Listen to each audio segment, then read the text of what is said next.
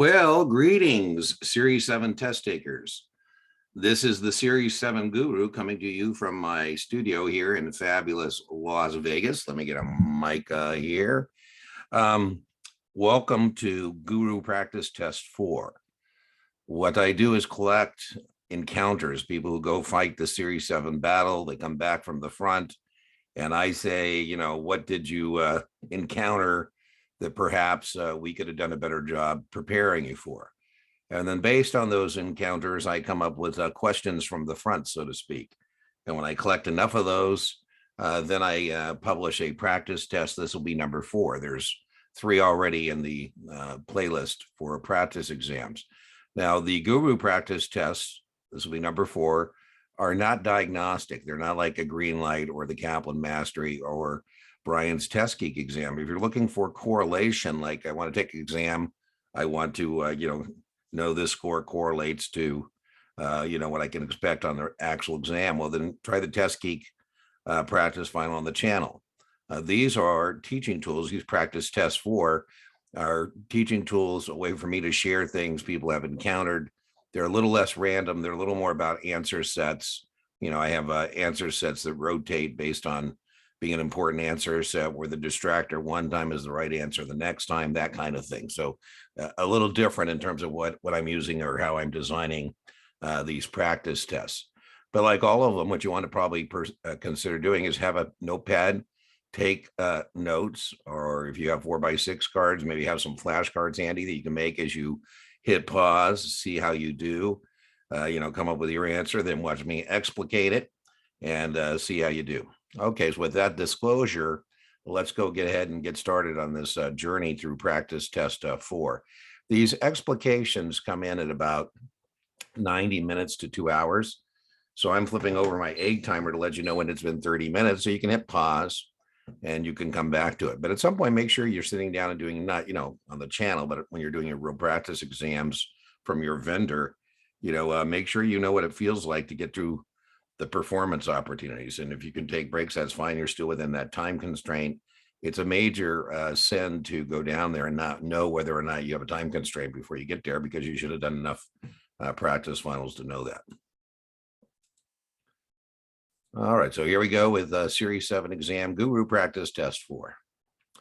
The board of directors in the reviewing the corporation's performance are pleased with the financial results, which include more cash than is needed to run and build the business. The board decides to use some of this excess cash to buy stock into the Treasury. So that's called Treasury Stock. This Treasury Stock will have which effect on earnings per share? So think about it, as the company buys back stock, it shrinks the number of shares outstanding. So once those shares, we call those shares sometimes retired shares. And so the Treasury stock doesn't vote, pays no dividends, but the earnings are going to remain constant. And so the effect of that will, earnings per share, let me get out my annotation tool, will increase. Yeah, let me see here. Boom. Well, let me get a different color so you can actually see that on the screen. So the answer to that is B. If you do have questions on these exam practice questions, in the bottom right, you'll see this is slide number 2. And if you are looking at the timestamp, just refer to the timestamp. Don't send me, comments where you say somewhere in practice test 4, there's a question that goes like something like, either give me the timestamp, give me the slide number so I can see what you're looking at. An investor needs a certain sum of money at a future date for a college education and wishes to eliminate call risk and reinvestment risk. This is very testable. Which of the following would be a suitable investment recommendation? Now, when you see the same type of question, in all the Guru practice tests, or in all the Guru practice tests, TestGeek and Kaplan, I've got a Kaplan question I did here, or your STC, or Past Perfect, or Solomon, whatever the case may be, training consultants, that's a hint that it's on the test. And so you definitely need to know that 0 coupon bonds are not callable. And you're not getting paid every 6 months, so you don't have to decide where to reinvest that money. And so the answer here is D, a 0 coupon bond. Now, the distractors are different answers. 529 is not an investment. It's what you would put an investment into. And same with a Coverdale. And this is asking you about an investment, not an account. Income adjustment bonds, I would definitely know, or used in restructurings. They're not a retail product. A is the wrong answer here, and they trade flat. But sometimes my distractors are right answers to different questions. A customer buys an XYZ December 120 call at 12 and exercises. So I paid 120 for the stock. I paid 12 points for the option. So my cost basis is 132. For the most part, cost basis follows break even. Cost basis is when I'm turning the money into the investment.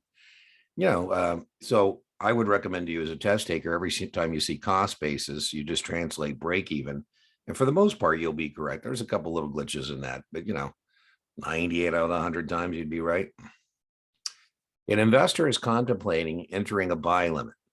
So, if the market price of the stock, maybe, Apple's at 143, and I'm thinking about putting in a buy limit at 141. So I'm telling my broker that I want to be able to buy Apple at 141 or less. Which of them may be a suitable alternative to the buy limit? Well, what I might say is, well, listen, you're telling me you want to buy Apple at 141. What if I can tell you somebody right now will give you several $100s to buy Apple at 145, give you short to put at 145, and you get 6, and you get exercise. By the way, it's very likely you're going to get exercise because the stock is 143. 145 minus 6 is 139. So some people want to be approved to short puts on stocks they're willing to buy. So I say to you as my broker, hey, I want to be approved to sell puts on stocks I'm willing to own. I want to sell puts as an alternative to a limit order. Which of the following best defines what is retail communication? Retail communication. So retail communication, A, communication sent to 25 or fewer retail prospects or clients in a 30-day period. And that is correspondence. B, communication sent to more than 25, there we go, prospects or clients in a 30-day period. That is retail communication. So B is retail communication, A is correspondence. Now, the test point is that if it's correspondence, A, wrong answer here, the principal can approve that pre or post distribution. Where if it's retail communication, choice B, the principal would have to approve that pre-distribution. And then C and D are just wrong answers. An investor believes in the efficient market hypothesis. Now, the hypothesis is not truth. It's just a way of explaining things. The more a hypothesis can explain, the better that hypothesis is. I get into it with my brother all the time. I say, Chris, you have an hypothesis. I have an hypothesis. I like mine better because it explains more than your hypothesis. Maybe someday we'll decide who's right, who's wrong, but that's not what it's about. Is it informative? And so here what that efficient market hypothesis is that you can't beat the market. So this is a client who doesn't want to spend the time and the resources because he thinks it's wasteful and is just willing to say, hey, I'll take whatever the market gives me because I don't think I can beat the market. And so we would choose D. A is about trying to beat the market. B is about trying to beat the market. C, A, quantitative mutual fund trying to beat the market. Macro hedge fund trying to beat the market. Exchange traded notes are debt instruments trading vehicles. So again, you're trading, and that means you think you can beat the market. A customer sells one BFD 50 call and sells a September 50 put at 2. So I use the matrix. I'm not sure what you use. Everybody's a little different. But one of the reasons I like the matrix is it helps me identify option positions. So here I'm selling the 50 call and I'm selling the 50 put. And so if you're using the matrix, that's called a straddle. Even if you're not using matrix, it's called a straddle. But I think the matrix actually helps that. If you want to know what that's about, this is an explication. It's not a lecture. You can go to my options playlist. There's 20 videos in that option playlist. It is the most complete resource on YouTube, paid or free. Not the point of an explication. We're just kind of going over this. So this is a short straddle. So what I'm going to do is combine the premiums 3 and 2, 4, 5, and I get my upside break even of 55 and my downside break even of 45. And so I've identified it. 4 things you're going to be able to do on a straddle. Can you identify it? Can you calculate the break evens, which I just did, 45 and 55 and 45? Can you determine where it's profitable? Now we have a great mnemonic or memory aid for that, which is called SILO, and that stands for short inside, long outside. So this is a short straddle, so I want it to be below 55, or above 45. And it looks like I need to fix this slide. Hold on just a sec.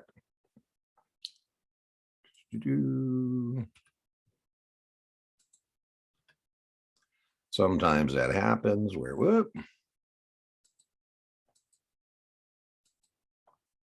Let me fix that. Where are we at in this thing? We are off to a blazing start here. Where did it go? There it is.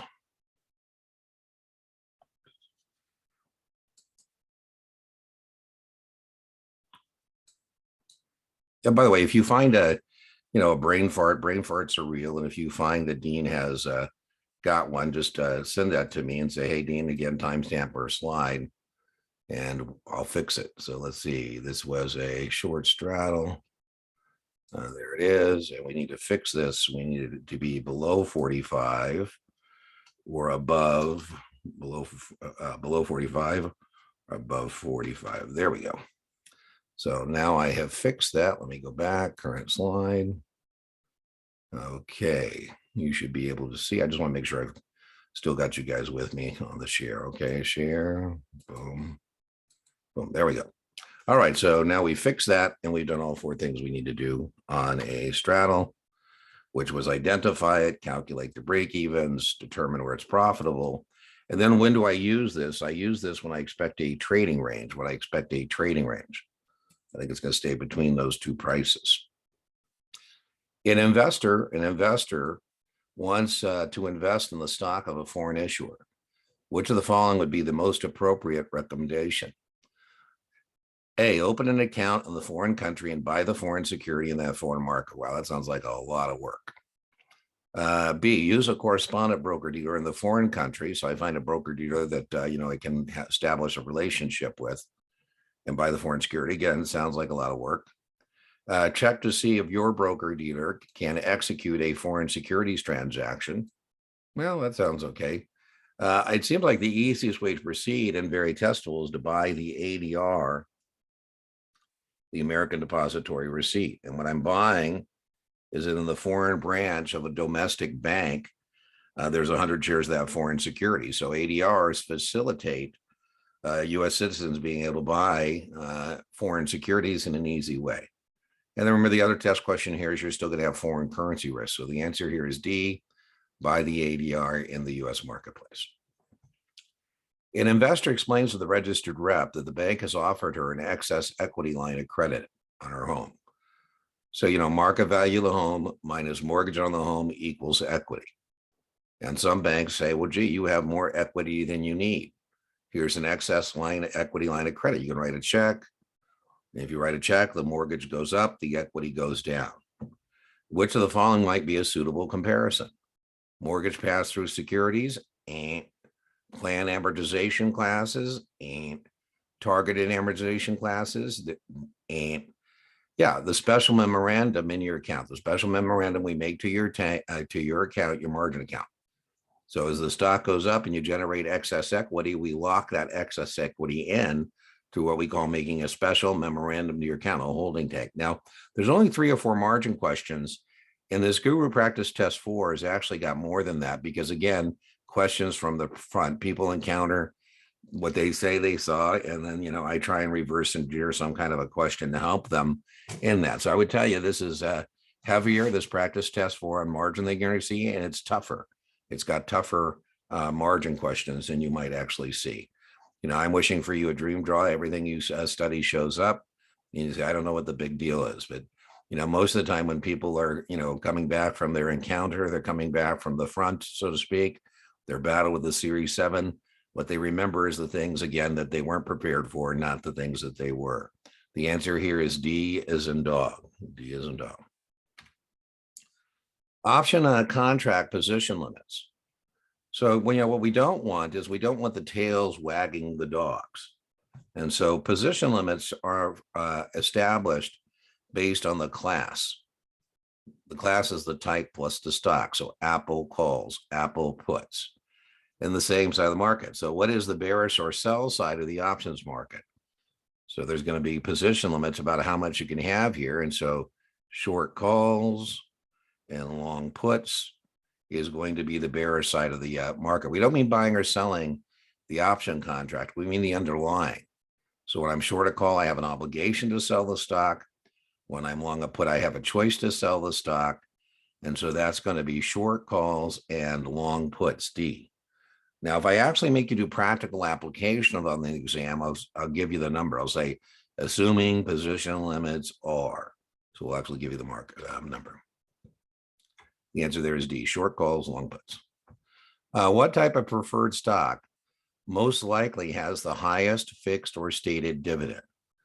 I don't know what to make of this, but many people, many Series 7 test takers come back from the front doing battle with the Series 7 and say, hey, I had more preferred stock questions than I was expecting. I don't quite know what to make of that. So, there's a lot of ways to go about answering this question. What I might say is an advantage to the issuer means they're going to pay me more.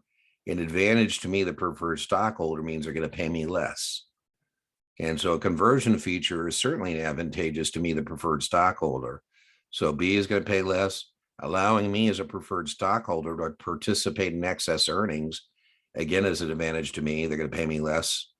If they miss the dividend, it goes into arrears. That's an advantage to me. Callable is an advantage to the issuer.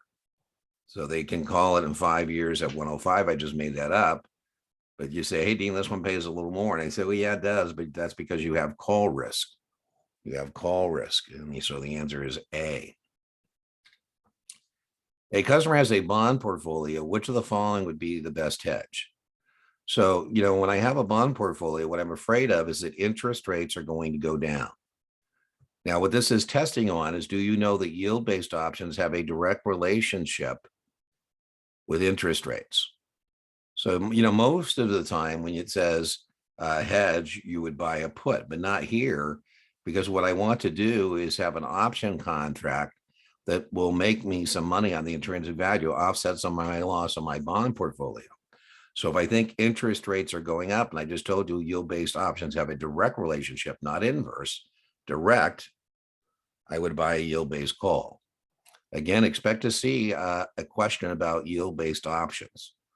If I said interest rates are going to go down and I want to make money, I'd buy a yield-based put, right? So be careful on that. Which of the following would indicate a competitive underwriting? Well, there's negotiated underwritings and there's competitive underwritings.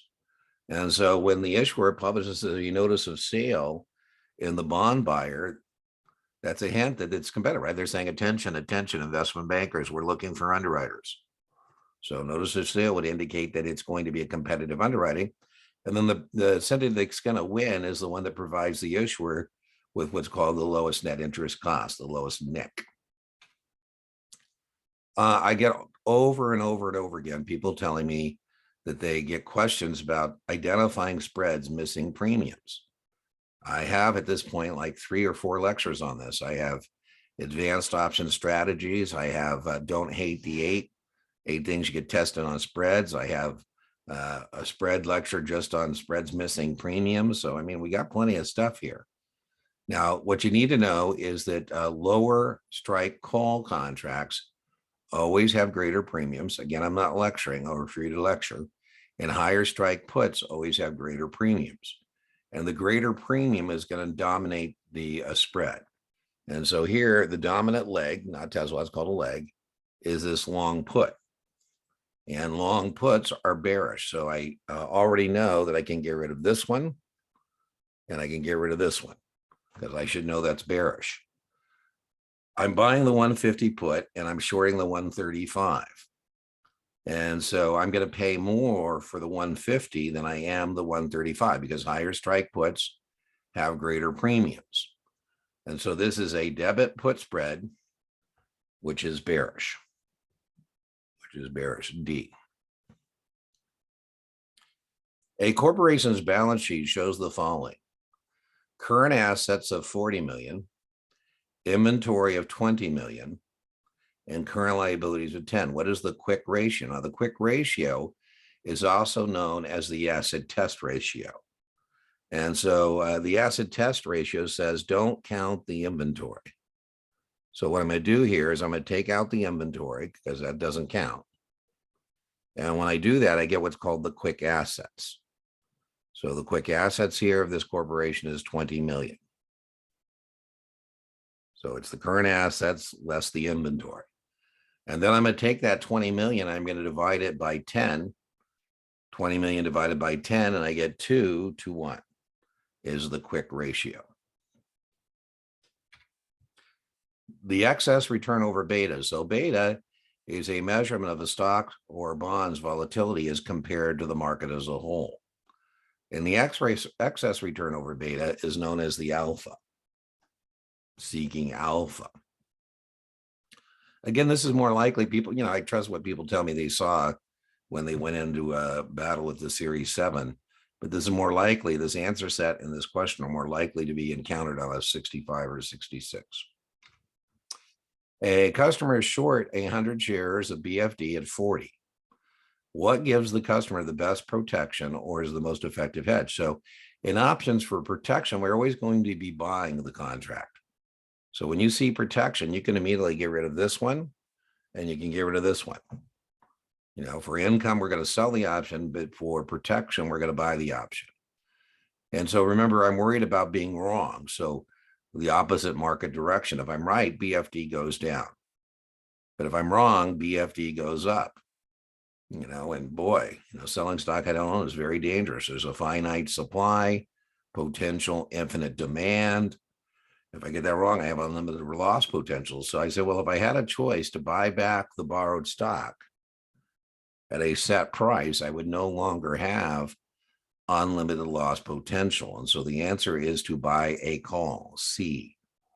And again, very Tesla will know I've changed the position from unlimited risk to limited risk. So the answer is C. Which of the following is true of unit investment trusts? So again, I'm not the one who dreams up questions to put in the guru practice test. They come from questions that people have encountered, and they tell me the content they encountered, and then I try and say, okay, well, if I were writing a question and trying to test you on this content, what would it look like? What would that question perhaps look like? And this is what I think I would be prepared as a test taker to know about a unit investment trust. I consider this to be low probability. What I mean by that is sometimes people tell me they've seen something on a UIT, sometimes they don't. So again, the practice test, be a little careful because it's a accumulation of things that people have encountered. And again, your draw may be different. Anyways, the assets are professionally selected. That's true. Actively managed, no. Very popular, for example, Nuveen is big in this. Nuveen will professionally select some muni bonds and create the Nuveen Unit Investment Trust 186. And then it's passively managed. As the bonds pay their interest, federally tax exempt interest, it gets passed through the UIT holders. As the bonds mature or redeemed or called, that gets passed through. And so the answer is B. The assets are professionally selected and they're passively managed, meaning they're not buying and selling the securities within the unit investment trust. They do not trade in the secondary market, and we don't use them in variable annuities. A customer buys 1,000 shares of BFD at 40, makes the required deposit. So again, I think this is a little more complex than what you're actually going to see on the exam. But what we need to do if we're going to be getting margin questions right is we need to do what I call the setup. And so the setup here is going to be, originally I bought a $40,000 worth of stock. That's the long market value. My brokerage firm loaned me $20,000. That's called the debit register, debit balance. That's what I owe my brokerage firm. And then remember, I had to put up $20,000. That was my Reg T call. And so that's what we call my initial setup, And it says the highest the stock has gone is to 50. The highest mark to market was at 50. So now we go to mark to market at that high water mark because we lock in that. And so they're telling me the highest it's been is $50,000. And I still owe my brokerage firm $20,000. And so I have $30,000 in equity. And what we want to do is see if perhaps we can't loan you more money, because we love loaning customers money. It's one of our all-time favorite things to do. So what I'm going to do is compare what you have to Reg T, which is, remember, 50% of the market value. Put that there. And if we can lend you more money, we'd like to do so. So I say, hey, good news, you got $5,000 in excess equity, more than you need. And you say, well, Dean, do I have to do something with that today? I say, no, I'll tell you what I'm going to do. I'm going to make, with that $5,000 in excess, I'm going to make a special memorandum to your account. Now, again, I'm telling you, these questions are a little tougher than what I think you're going to expect to see on your exam. But if I told you you had to use that in a way that you wouldn't get it later, you might use it in a way that's not in your best interest. So for test purposes, I don't think you have any problem thinking of excess equity and SMA as one of the same, but they're actually not. So what I'm going to do is lock that in. I'm going to create a holding tank. I'm going to put $5,000 SMA. And with that, you can actually buy $10,000 worth of securities. That's called your buying power. And so that was that mark. This is a lot of work, by the way. I told you there's only 3 or 4, and maybe you just want to guess B and assign these to the universe on the exam. But again, people, when they remember things, they only remember the toughest things. Now, remember, the whole point of doing that is, so if the stock goes back to 35, that's now the new long market value, and you still owe the brokerage firm $20,000. That's the debit register or debit balance. And now you have $15,000 in equity. And again, I always want to see if perhaps I can't loan you more money. And so again, I'm going to compare that to Reg T. So that was 50%. And now that 50% of 75 is 17.5. And so you are actually below 50%, not a problem.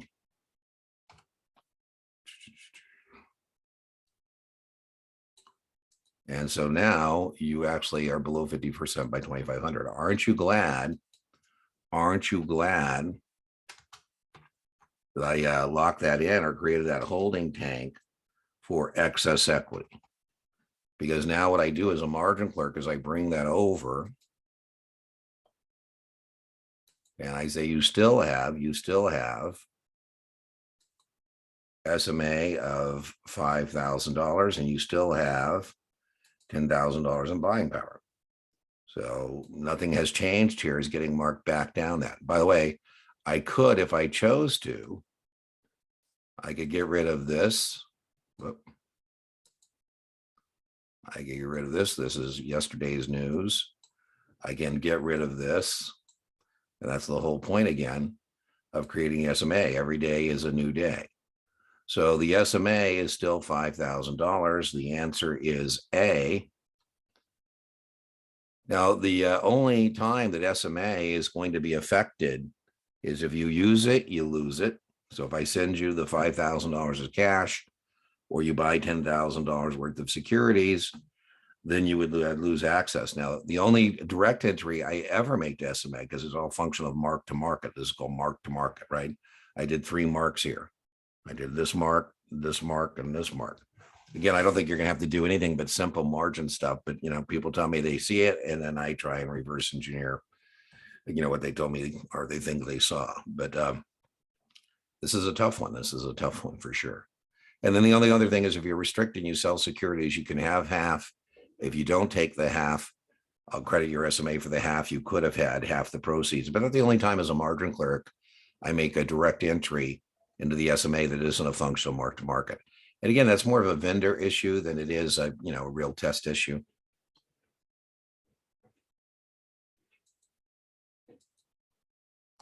In a municipal underwriting, what is the largest component of the spread? Boy, read carefully. I get people all the time who think they found a typo or whatever. Now, this is the largest component. And so the answer to this is going to be the total takedown. If I'd asked you what is the largest individual component, then it would be the selling concession. I didn't ask you the largest individual component. I asked you the largest component. So the answer is B. Now, if I asked you the smallest individual component, it would be the management fee. It would be the management fee. A customer buys a BFD September 50, call it 3, and buys a September 50 put at 2. So we said there's 4 things you got to be able to do. Identify, this is a straddle. I'm straddling 50. Calculate the break evens. Call up, put down 3 plus 2, 55. That's my upside break even. 45 is my downside break even. Where is it profitable? Short inside, long outside. This is a long straddle, so I want it above 55 or below 45. This is a long straddle. And then when do we use it? When we expect volatility or direction is uncertain. All the following new accounts would require additional documentation except, a corporate account. We're going to need a copy of the corporate resolution saying which corporate officer can trade the account. Partnership account, we need a copy of the partnership resolution. Trust account, need a copy of the trust document. Uniform Transfer Minors Act requires no additional documentation. We just use our normal new account, right? Dean Tenney as custodian for Brian Tenney, UTMA, Nevada.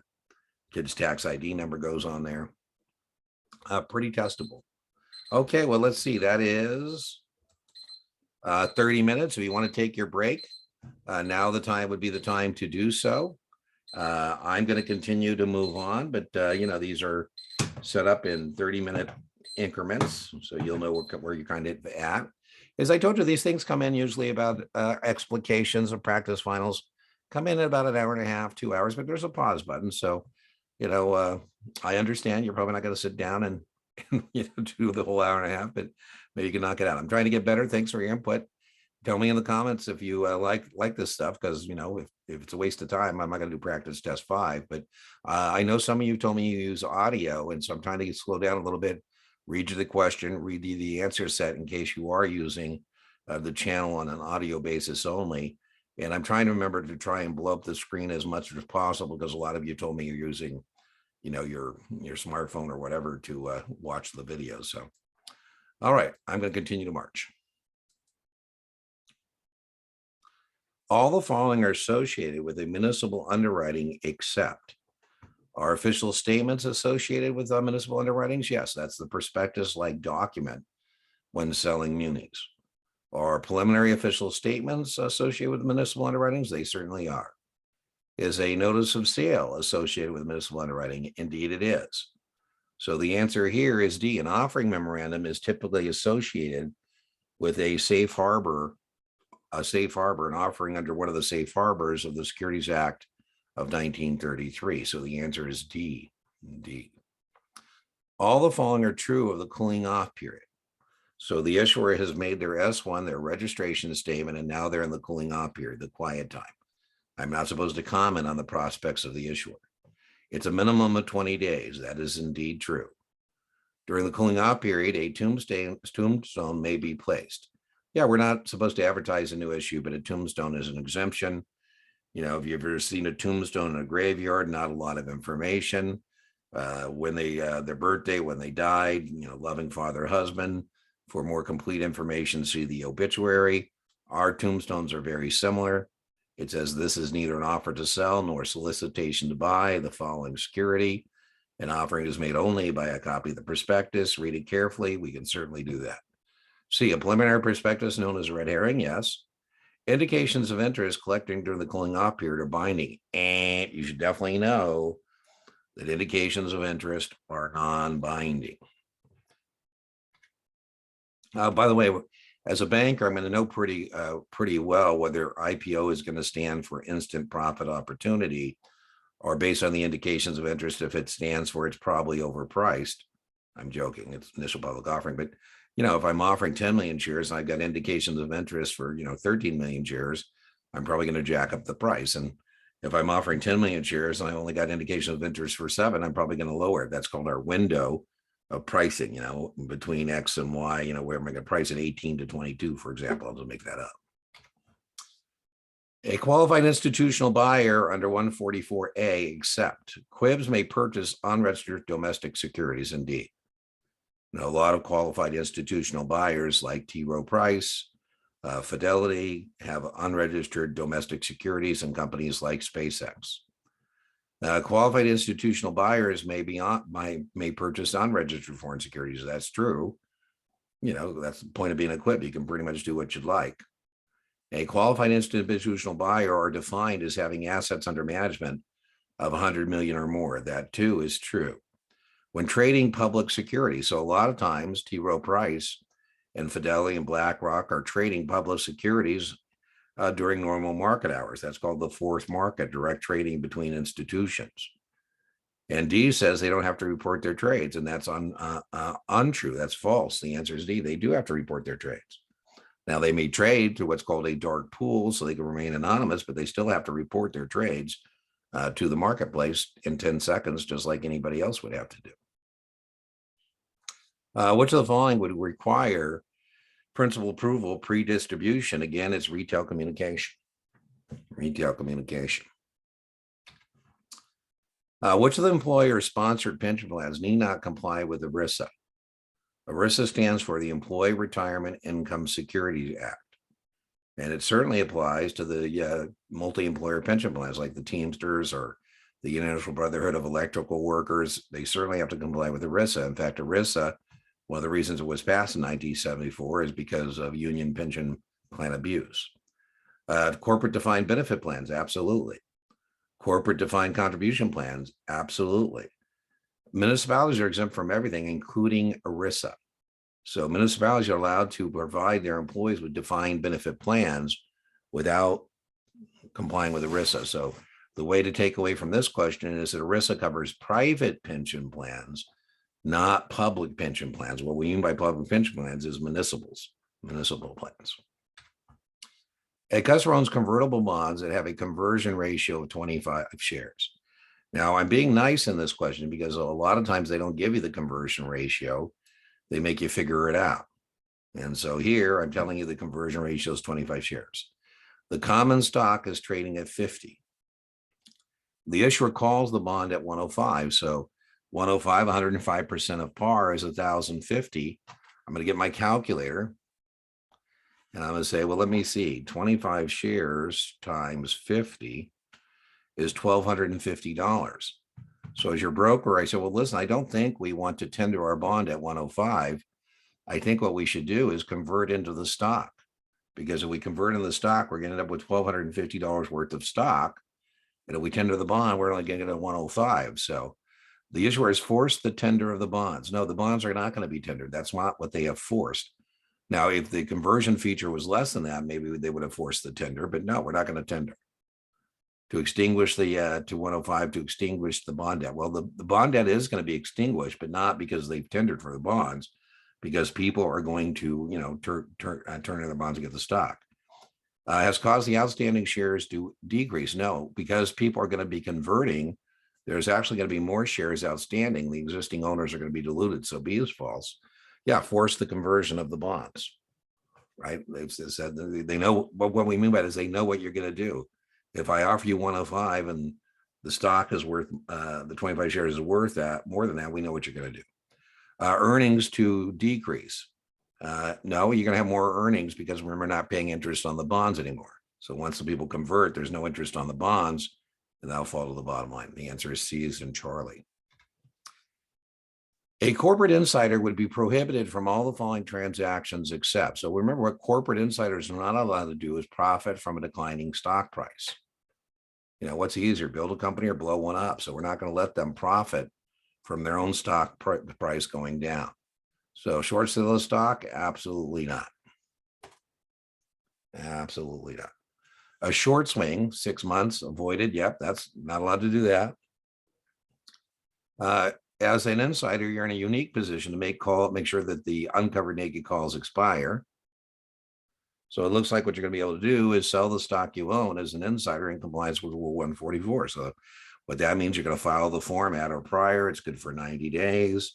And you can sell up to 1% of the outstanding stock or the average of the last 4 weeks trading volume, whichever is greater.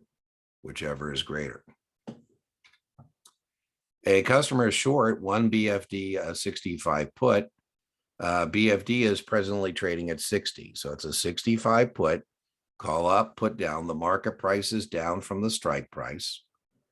It doesn't really matter to tell me this intrinsic value time value based on long or short. It's a relationship of this to this, and the premium is 8. So 8 is the premium, and the intrinsic value is 5. And so that means the time value is 3. So let's see what they want to know. The put has 5 points of intrinsic value. It certainly does. A 65 put with a stock at 60 does indeed have 5 points of intrinsic value. It has 3 points. No.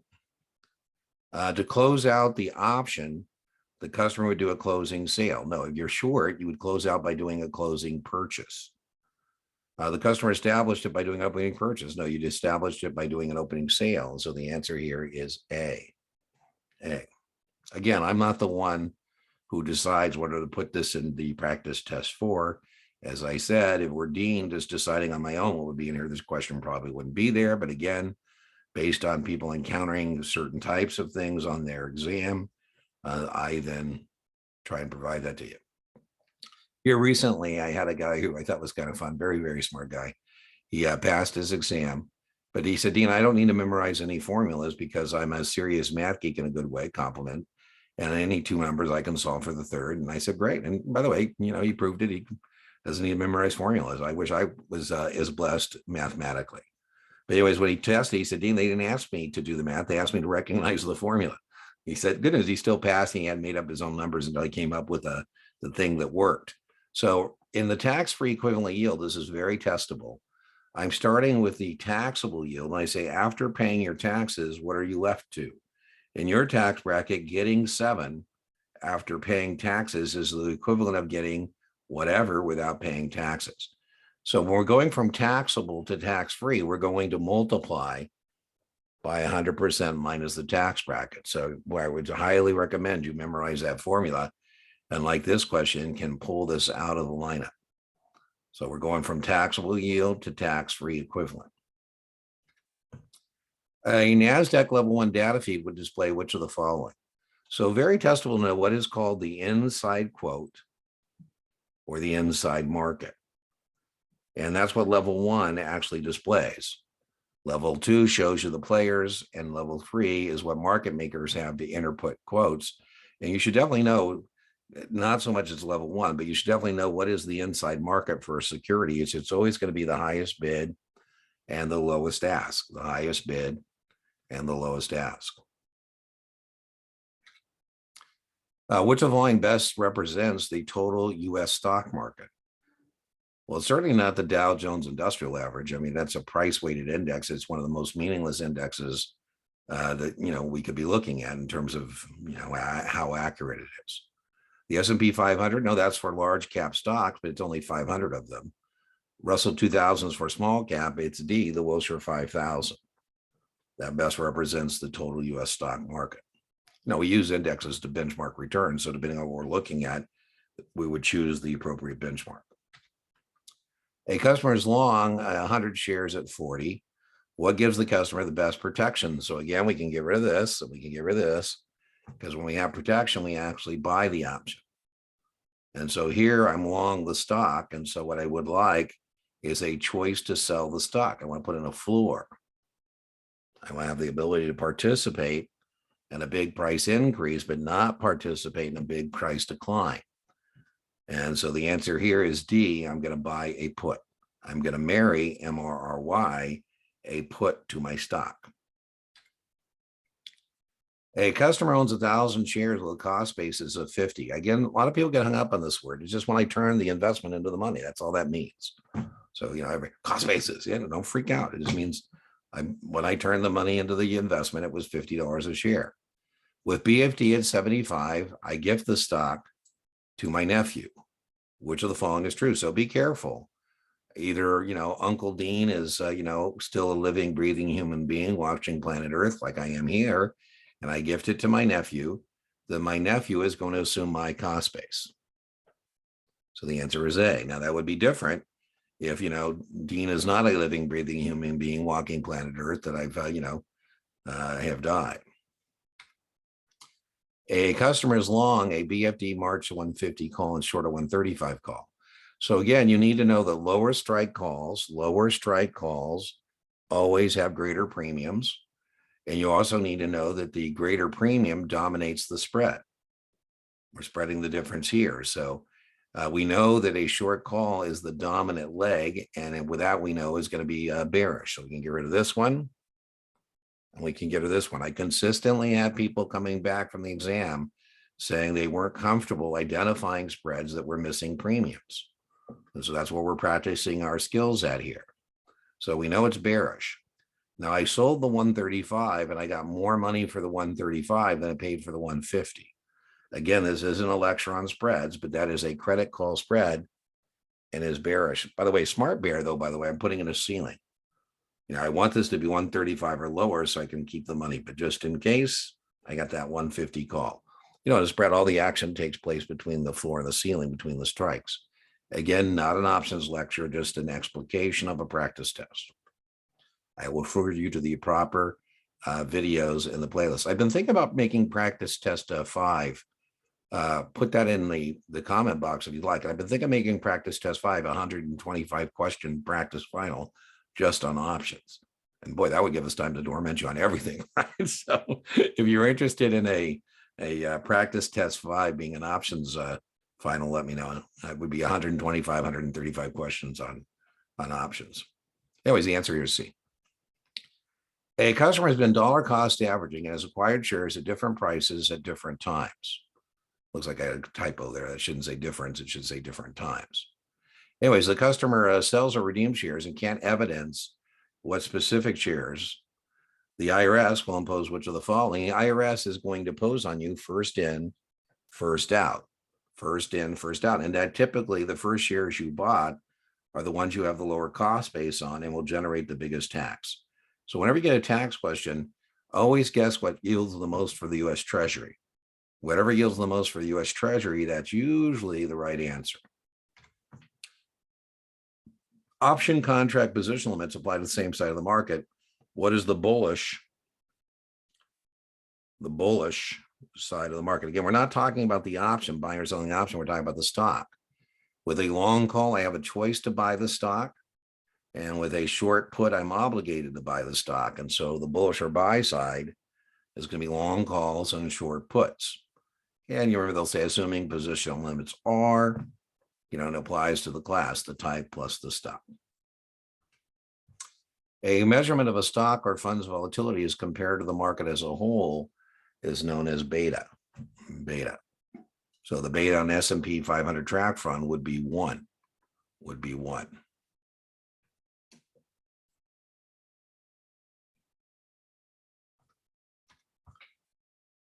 A customer buy limit at 18. So I'm telling my broker I want to buy it at 18 or less. By the way, the customer doesn't have to tell me that's a buy limit. The customer could say, Dean, let's buy 100 shares at 18. It's my job as the broker to know that that's a buy limit at 18. And as a buyer, that means the customer wants his price or less.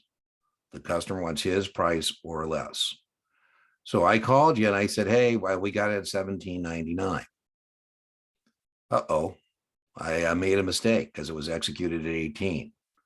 Which of the following is true? Now, this question didn't used to show up for a long time, and then this question like it has been showing up lately.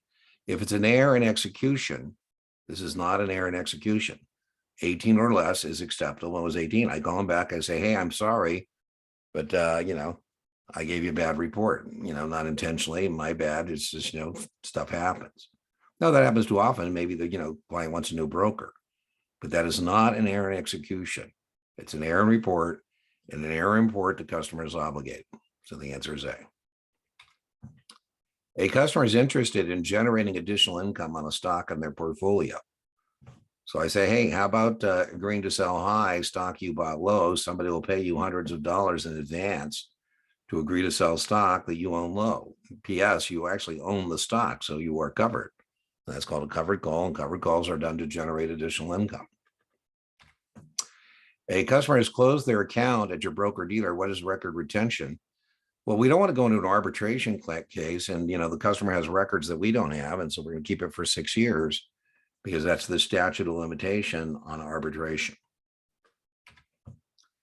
A customer buys 100 shares of BFD at $46.90. Now, a lot of people do options differently. I personally like to use dollars out versus dollars in, but whatever floats your boat. So I like to say, okay, I paid $46.90 for the stock. I brought in $1.50. And then if I sell the stock, I get exercise, I sell the stock at 50. So I am out $46.90. I brought in $51.50. I do it on a per share basis, and then I just multiply by 100. So the difference in those two prices is $4.60, and it's 100, and it's short term because there's no way this could be long term. Because to be long term, you got to be at risk for more than 12 months, and there's no option contract that goes out more than 12 months except a leap. There's nothing about this being a leap. There's nothing about how long you've held the stock. And so it's a short-term gain of 460.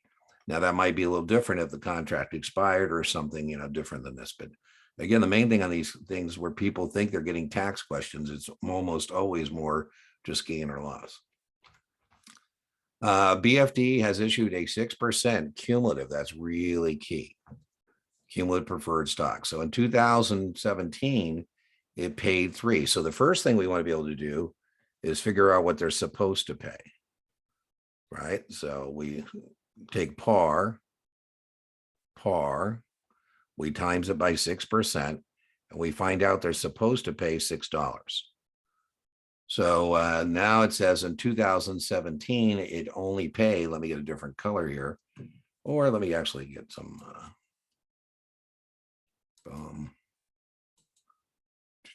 let's get so 2017, they paid me 3. They're supposed to pay me 6, so in arrears for 3.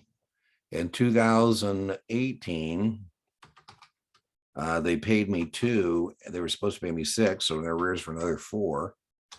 In 2019, they omitted the dividend entirely, and so that means they owe me another 6.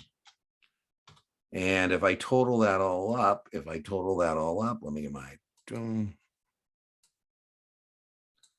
that looks like that's $13. And that's the common mistake, by the way. It's not $13 because they also got to take care of the current dividend, right? And the current dividend is 6. And so I'm testing you here on 2 things. Do you know that preferred stock is a senior security? A senior security. You can't pay a dividend if you're in arrears to your preferred stockholders. And then can you calculate the arrearage? Can you calculate the arrearage?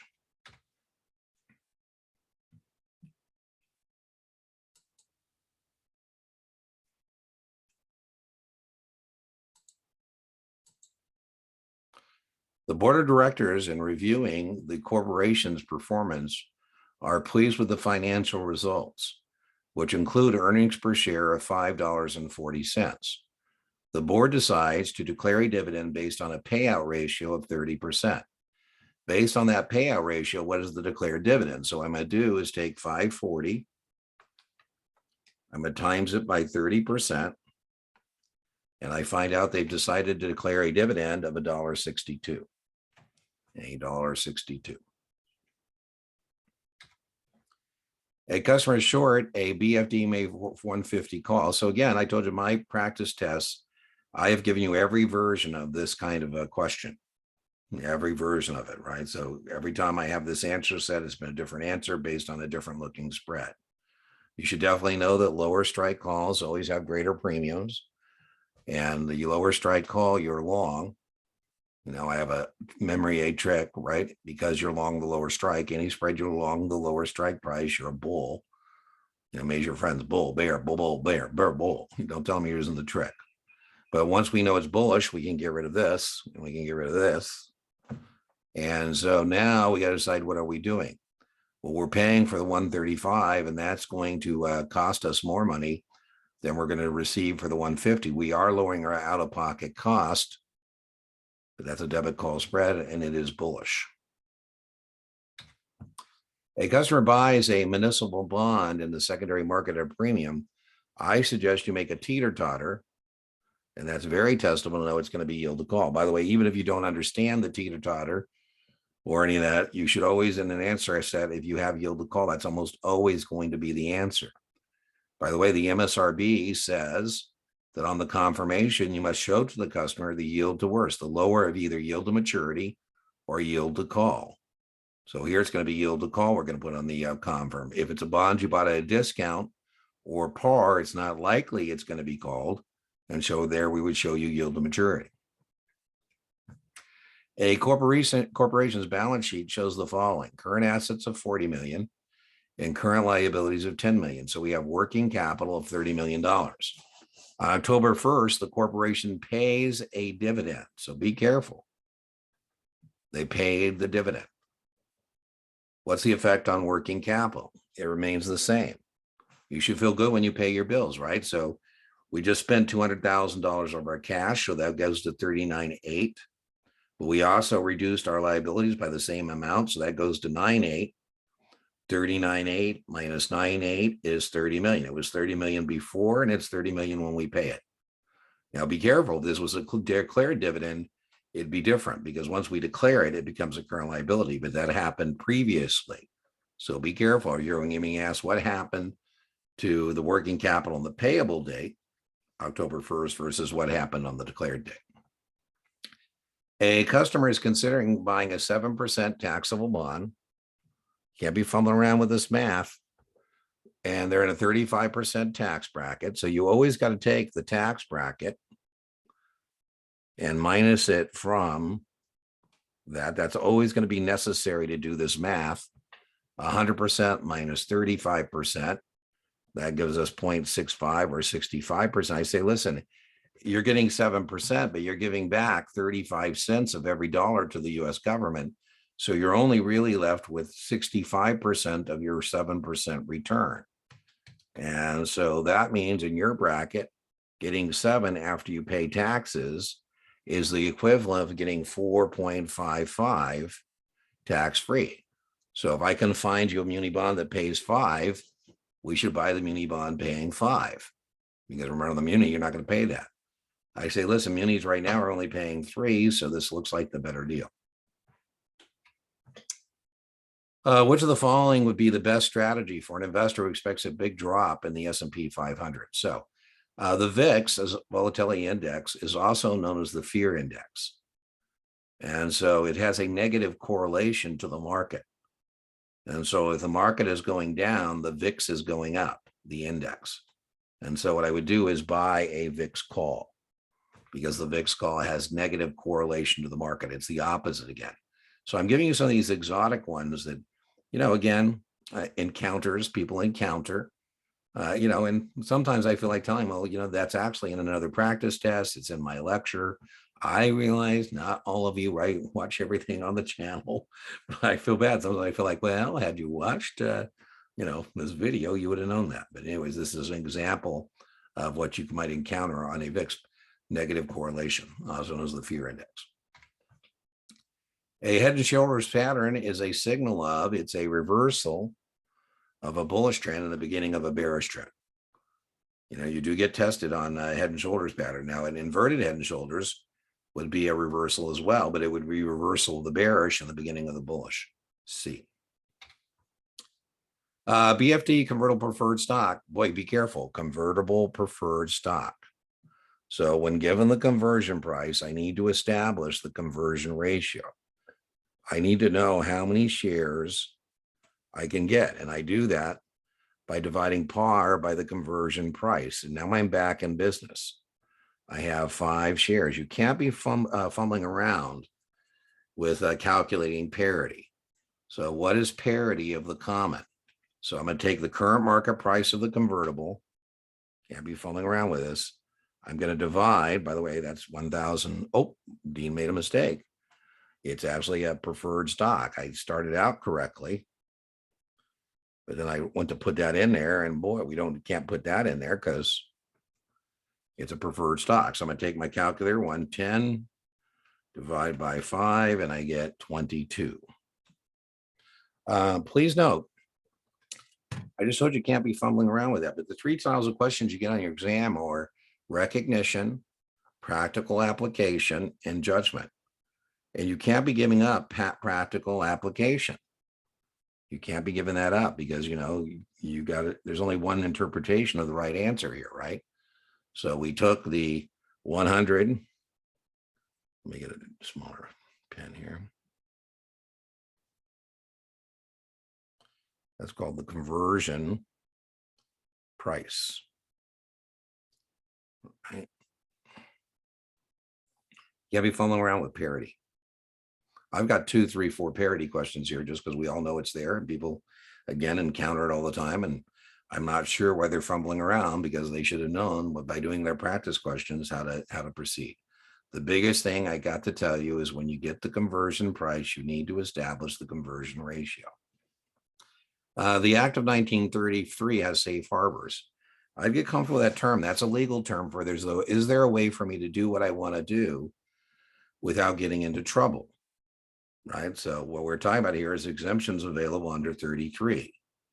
So Reg A plus is an exemption or a safe harbor for raising up to $75 million from the public, not accredited investors. Rule 147 is an exemption for raising money from the public, not accredited investors. That's an intra state offering of securities. Reg S is a way to say sell unregistered securities, a safe harbor to sell unregistered securities overseas. And then Reg D is the answer to this one. D is in dog for Reg D. And you definitely need to know that can only be sold to accredited investors. And you also need to know what is an accredited investor.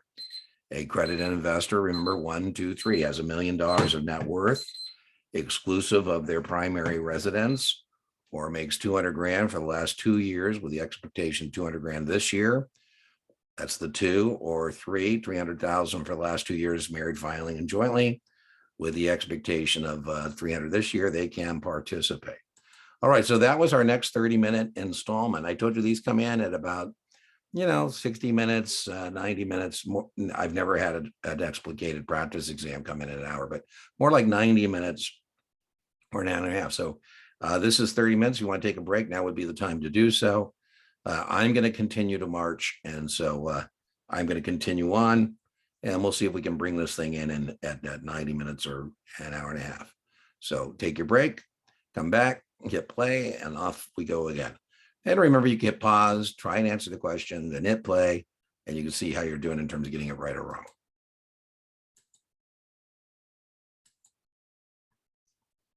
Welcome back. Which of the following is a disclosure document used in the underwriting of municipal securities? So it is not the trust indenture. Remember, the trust indenture is where we find the covenants, the promises between the issuer and the trustee for benefits of bondholders. So that's not what this is asking. Red herring is used in, again, 33. That's a preliminary prospectus. C is a prospectus. And then official statement, the answer here is D. Official statements are the prospectus-like document for muni bonds, because muni bonds are exempt from 33. So they don't make registrations, and municipal issuers don't use prospectuses.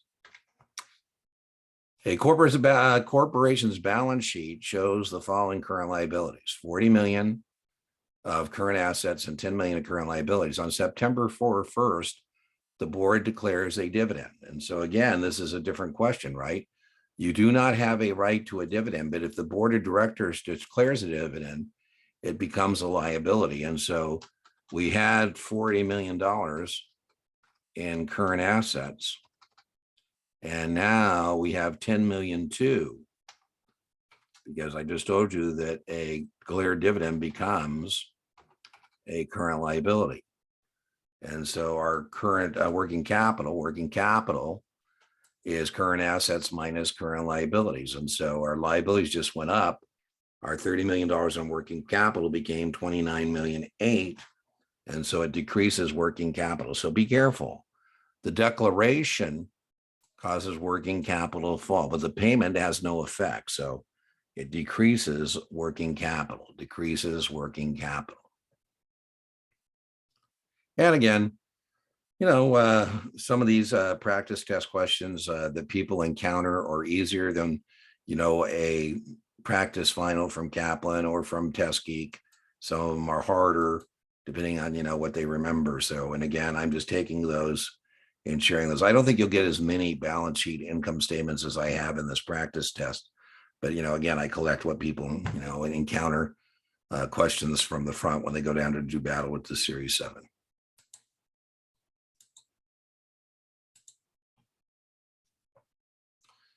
The Trust and Indenture Act of 1939 requires which of the following? It requires an issuer to make a registration statement and enter into a cooling off period. No, that's 33. It requires the issuer to set up a trust account, deposit bond proceeds. Now, it is a contract between the issuer and the trustee for the benefit of the bondholders. That is, FBO in our business means for the benefit of. And indeed, that is the answer, C. Now, notice I keep rotating this answer set. Last time, the answer was B as in boy, first in, first out in terms of a share, what the IRS is going to impose upon you if you can't give evidence of which shares are which. But this is about the OCC, and the OCC assigns exercise notices randomly. So when the OCC calls Merrill, for example, they say, why us? The OCC says no rhyme or reason. It just happened to be you. Your firm was a selling group member in a $100 million municipal underwriting.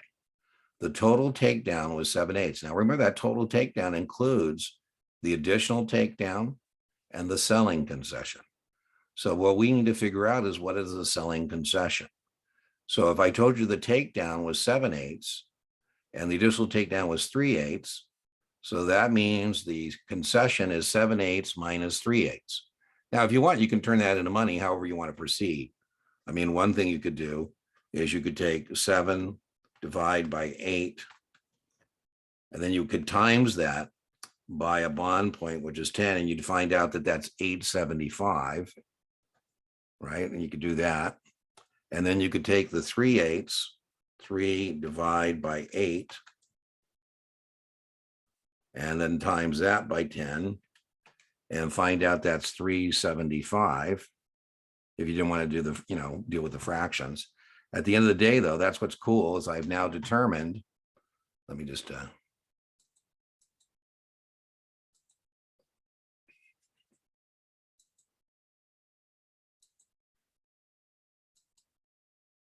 cleaning it up a little bit. So what I've determined is that this is 875 minus 375.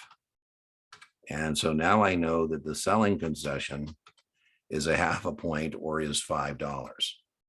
And so now I got to figure out how many bonds we sold. And so I'm going to take the million and I'm going to divide by 1,000. I find that's 1,000 bonds because par is 1,000. I times that by 5 and I find out that's 5,000. So times 1,000 bonds equals $5,000. So poof, I have my answer. Now, again, this comes from people saying, you got this question about, how much did my firm make? And this then tries to reverse engineer that. The answer here is A. Let me get up my annotation tool. You receive $5,000. Now, always a good sign, by the way, when you see the answer that you want available to you, right? If you don't see the answer you want available to you, well, then you got to start over again, right? So the answer is A.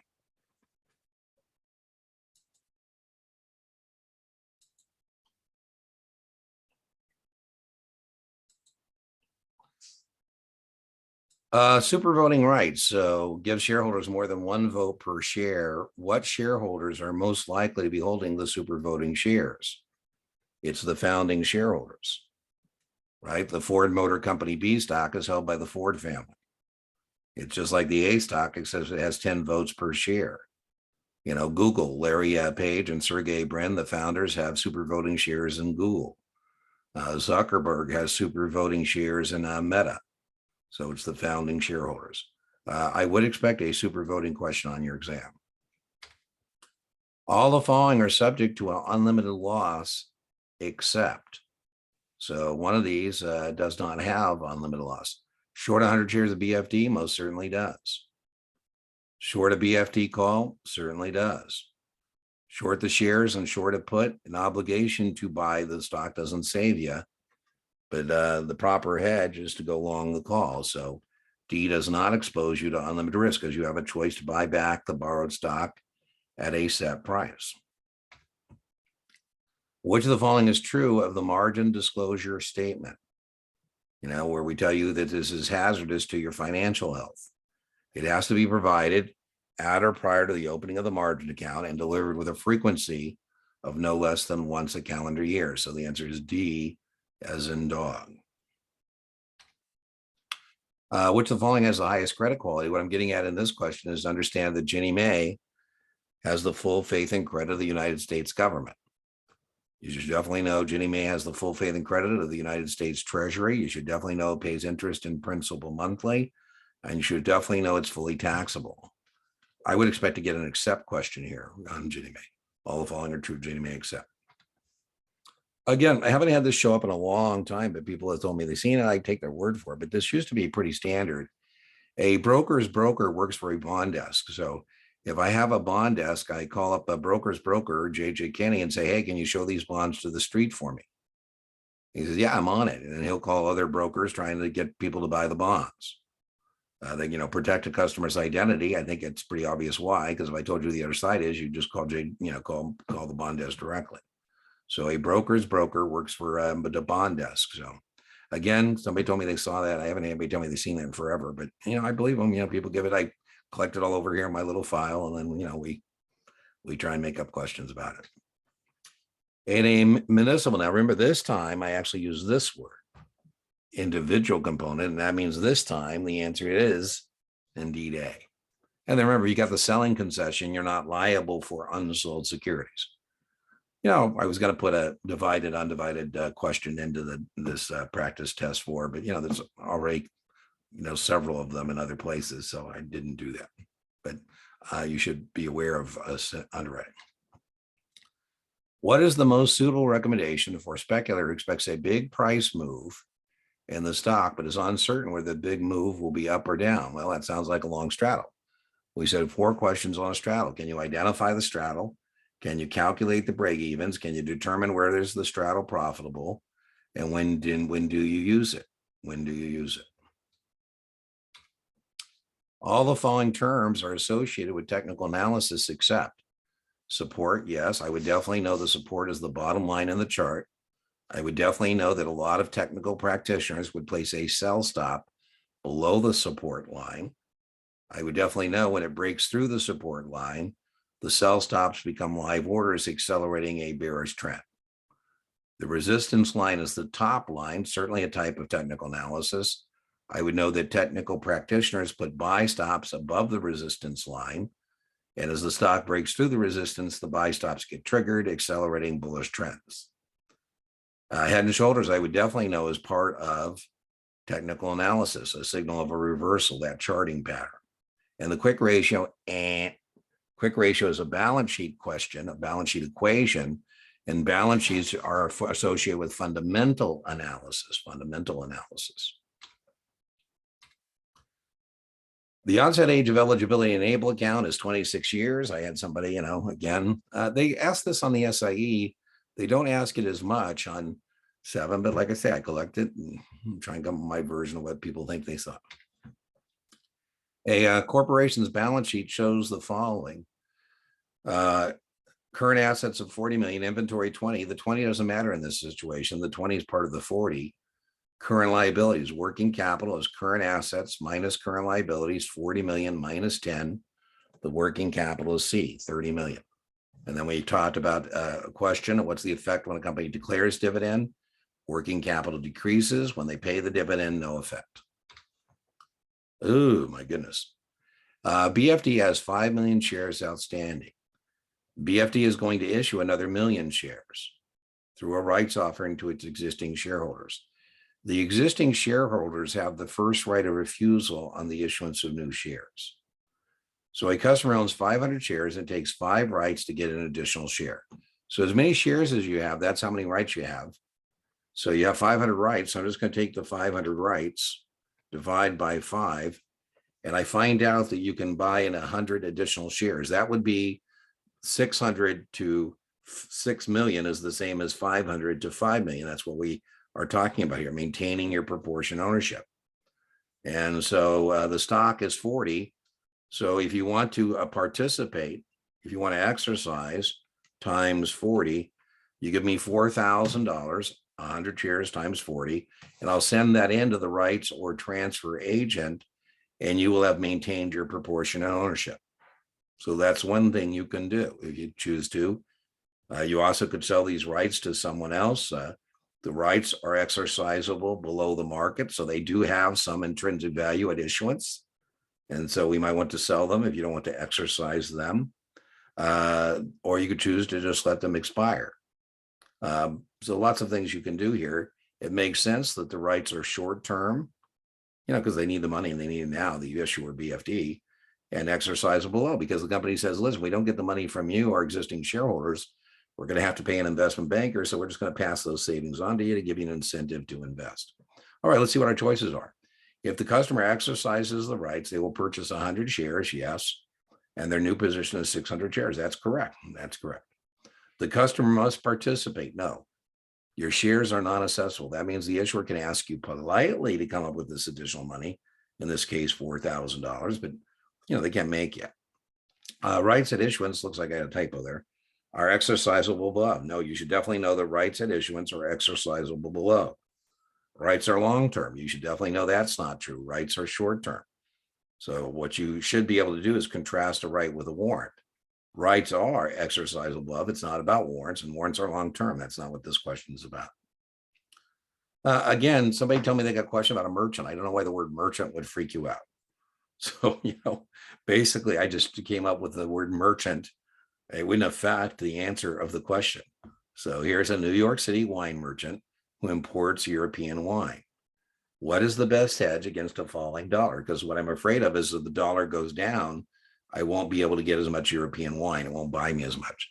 So what I'm going to do in the currency market is something I can make some money when I do the spot market. That spot market's the current market. And again, everybody has or should know this mnemonic, which is called EPIC. EPIC. That stands for exporters buy puts and importers buy calls. And so this is US import. Now, I'm not being facetious. Are you clear that the US dollar is not a foreign currency? Can't do anything on the dollar. So the minute you see the dollars, you can wipe out those as potential choices. So that's never going to be correct. Imported by calls. Boom. So what I'm saying here is once you get that you can get rid of this. Boom. We can't. Whoop. Sorry. Let me get rid of this here. You can't do anything as it relates to the dollar. So you could get this to a 50-50. I'm going to buy calls on the euro and hope as the euro goes up and the dollar goes down, I make some money there that will offset my exchange rate. So exporters buy puts, importers buy call. It's always from the US perspective. So this test assumes the center of the financial universe is New York City, and the world revolves around New York City. A customer places a sell stop limit. So whether I want a sell stop that turns into a market order or a sell stop that turns into a limit order, the sell stop has to be placed above the current market price.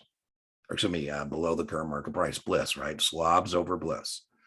So right now the market is somewhere above 80. And which of the following sequences would the order be triggered or elected and, key point, receive execution? So not just, triggered or elected. When does it become a live limit, or if does it get executed? So what we do is we just go through the sequence of trades. And so we're looking for a trade at or through 80 and then a trade at 80 or more, because as a seller, there's an implied or better.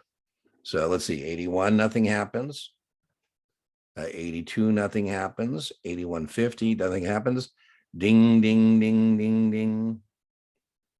We here didn't trade at, we traded through. There's nowhere in a number, no way on a number line to go from 81.50 to 79.99 without going through 80. So two separate events. This has now been triggered or elected. It's now been triggered or elected. It's a live limit order. It is a live limit order. So let me just put that here. So now we got to be careful. It's now live, but that doesn't necessarily mean that it's going to get executed, right? So now we're looking for a trade that would be 80 or more, because that's what the customer said he would accept. He said he would accept.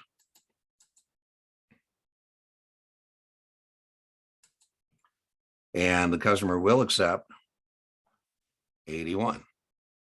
So this one looks pretty good. This looks like it's the right answer, because in choice A, we had a trade that triggered two separate events, right? A lot of customers get confused. That's my trade. I go, no, that's not your trade. That's the trade that turned your suspended order into a live limit order. So it either becomes a live limit or a live market. Here, a live limit, two separate events, and there's our second event. Okay, let's go through the next one. We're looking for, again, a trade at or through 80. Boom, boom, boom, boom, boom. Nope, never became live. Let's look at choice C. 81, boom, now live. But remember, you're a seller. You want 80 or more as a seller. So there it got triggered, but it didn't get executed. And then here, boom, boom, boom. Nothing happens. Nothing happens. So the choice there, the answer is A. A.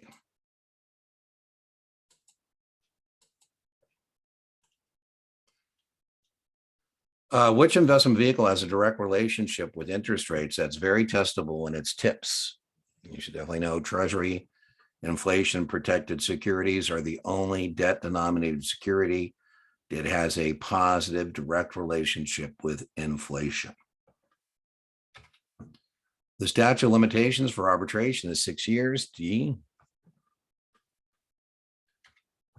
All the following are true of the Options Clearing Corporation, except the Options Clearing Corporation is the issuer of option contracts. Indeed, they are the issuer and guarantor, B, of all option contracts. So you don't have counterparty risk. That's true. They sign exercise notice randomly. That's true. It is not a self-regulatory organization. On the test, the two self-regulatory organizations would be FINRA and the New York Stock Exchange. And options, the SRO would be the SIBO, but that's not testable. A, B, and C are the test questions about the OCC. What are the differences between interval funds and open-end funds and closed-end funds? Well, open-end funds, anytime you want, you can put in a redemption request and get a redemption within 7 calendar days. In a closed-end fund, anytime you want, you could sell it in the secondary market. But interval funds have windows where you can, get out of them.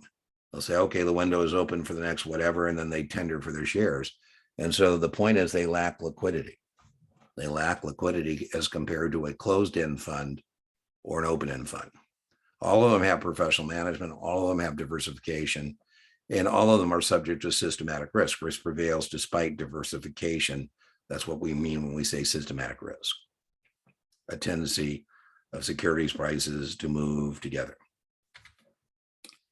Well, again, I've given you every version of this. And so here again, we need to know higher strike puts have the greater premiums. So the greater premium dominates. This is a short put. And so a short put is bullish. So we can get rid of these two. And we're going to receive more for the 150 than we're going to pay for the 135. And so again, this is going to be a credit put spread, which is bullish. And then remember, you could have used the trick because you're long the lower strike price. Because you're long the lower strike price. Which of the following is the official source of municipal securities data and documents? It's not the trade reporting and compliance engine. That's for debt denominated securities. It's not the trade reporting facility. You know how we report trades. No, it's the electronic municipal market access known as EMA. EMA. And then bond buyer could have been the right answer. The bond buyer is the newspaper widely read in the municipal market. A customer buys a 50 call, and sells a 45 put. And so what's different is the strike prices. And so a straddle with different strike prices is called a combination, D, a combination. Earnings available to common can be found in which of the following? The balance sheet, and statement of cash flow, and the income statement. Yeah, because the income statement has the top line, which is revenue, and then the bottom line. The bottom line on an income statement is that earnings available to common, and then the board decides what to keep as retained earning versus what to distribute as a dividend. So it's C, the income statement. The underlying index for the VIX, remember the VIX is the fear index, and the underlying index for that is the S&P 500. Russell 2000 is for small caps.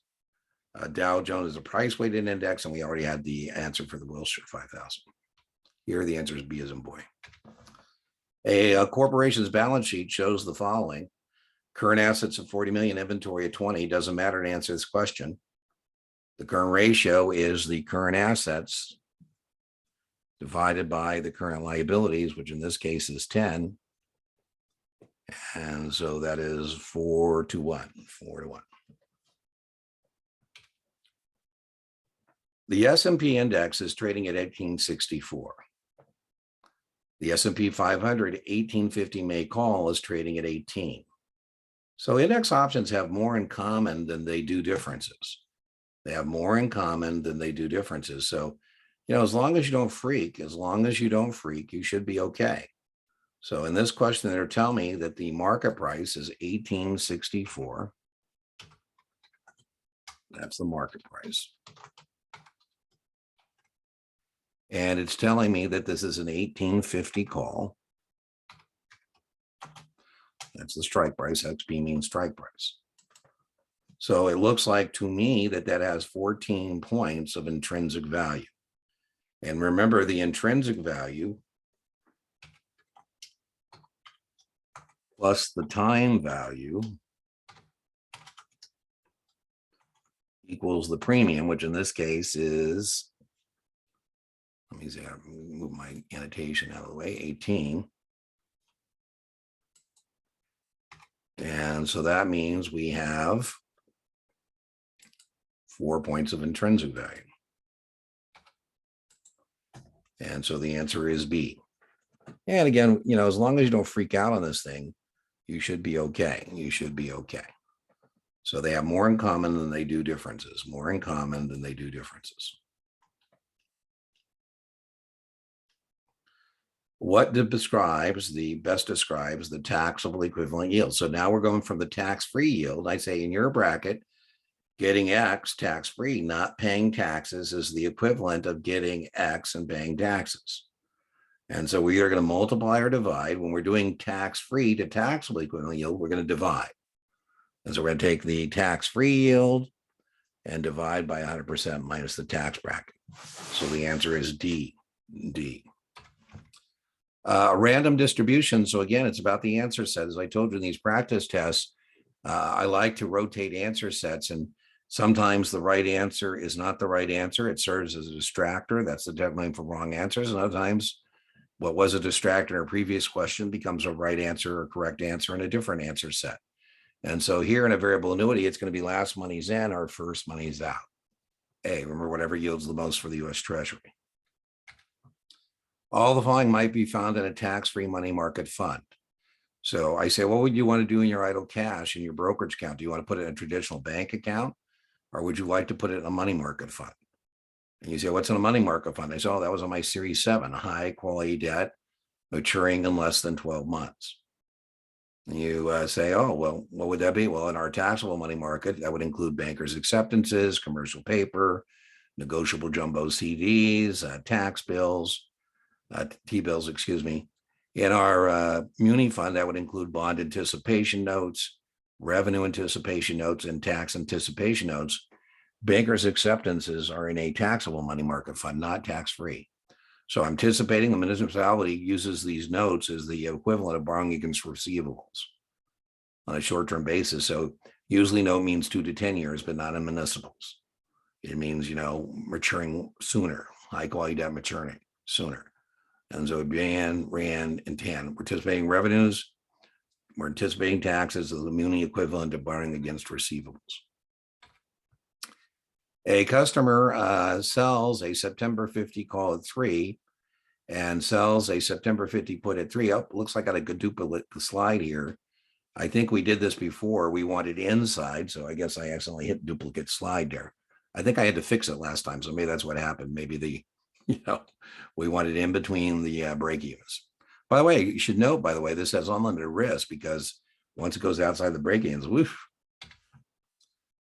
Again, my questions are an attempt to help out on things people think they saw, not particular questions, but content they got tested on. Then I try and reverse engineer questions that I think are relevant to that content. Sometimes I'm pretty spot on, other times who knows, but people have been coming back with reports from the front, the Series 7 battle, that they've got more asked, not only the high probability ADR questions about foreign securities and domestic markets and currency risk, but other things.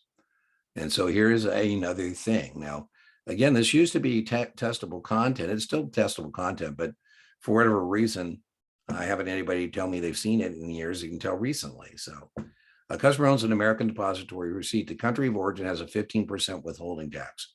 It'll always be 15% because it's by international treaty. So it'll never be anything other than that. The customer was supposed to receive $1,000 in dividend income, but the country of origin, they love the Kingdom of Norway, the Republic of Mexico, it doesn't matter, is going to keep 150. So what do I do? And what I do is I claim the entire amount and I take a credit, a dollar for dollar whack out of my tax bill for whatever that country of origin kept, right? So I claim the entire amount and I take a credit, a dollar for dollar whack out of my tax bill for whatever the country of origin kept. Okay, so that's our third 30-minute, I think. So we're into this now for 90 minutes. And so if you want to take a break, now would be the time to do so. I'm going to continue on, and I think we should be able not to hear the egg timer again. so let's hope. The board of directors, in reviewing the corporation's financial performance, are pleased with the financial results, which include earnings per share of $5.40. The board declares a dividend of $1.62. What is the dividend payout ratio? And so the way we do that is we take $1.62, we divide by 540, the dividend divided by the earnings per share, and we find out the dividend payout ratio is 30%.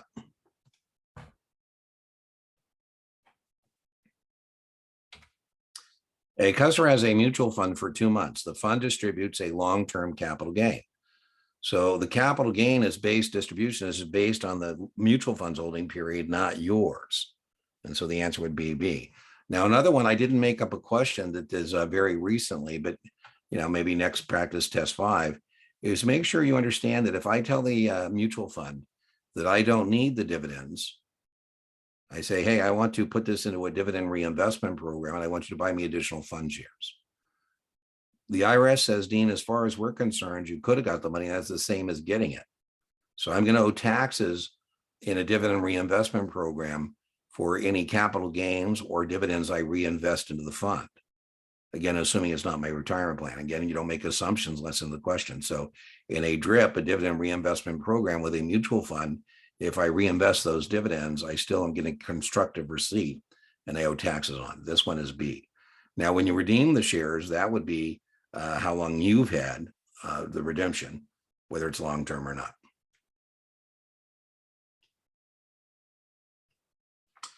A customer has a margin account with a long market value of 20. So again, if you're going to get these questions right, I don't know how much time you want to devote to margin questions. But, margin questions, once you have the margin equations, you will get them all right. So, maybe that's something you want to consider as a test taker. I'm not sure what my recommendation to you would be, but let's do our setup. So I have $20,000 in long market value. Let me get mine. So $20,000. Well, let me get a bigger font. So boom. Long market value of 20.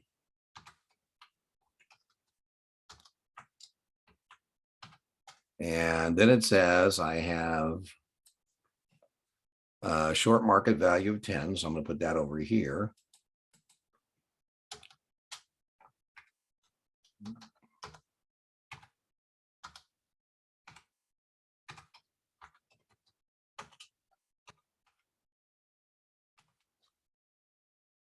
So I have my long account, my short account. It says my debit, let me get a different color here. My long account is $10,000.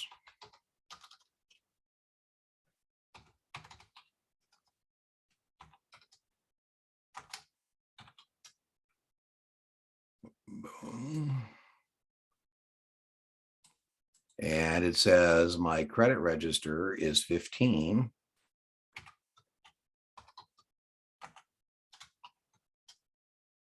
And so, that's a classical margin equation short and margin equation long. And so now let's see, I got 10,000 in equity over here. And I've got $5,000 in equity over here. So that's a lot of work. That's called the setup.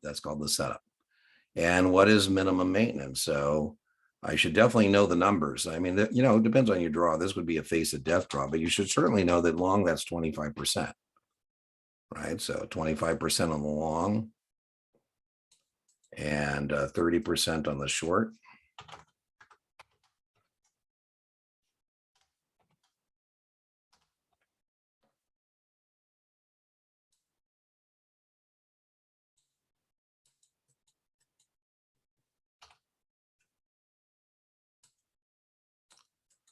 Okay, so when I do that math, let me get a different color here.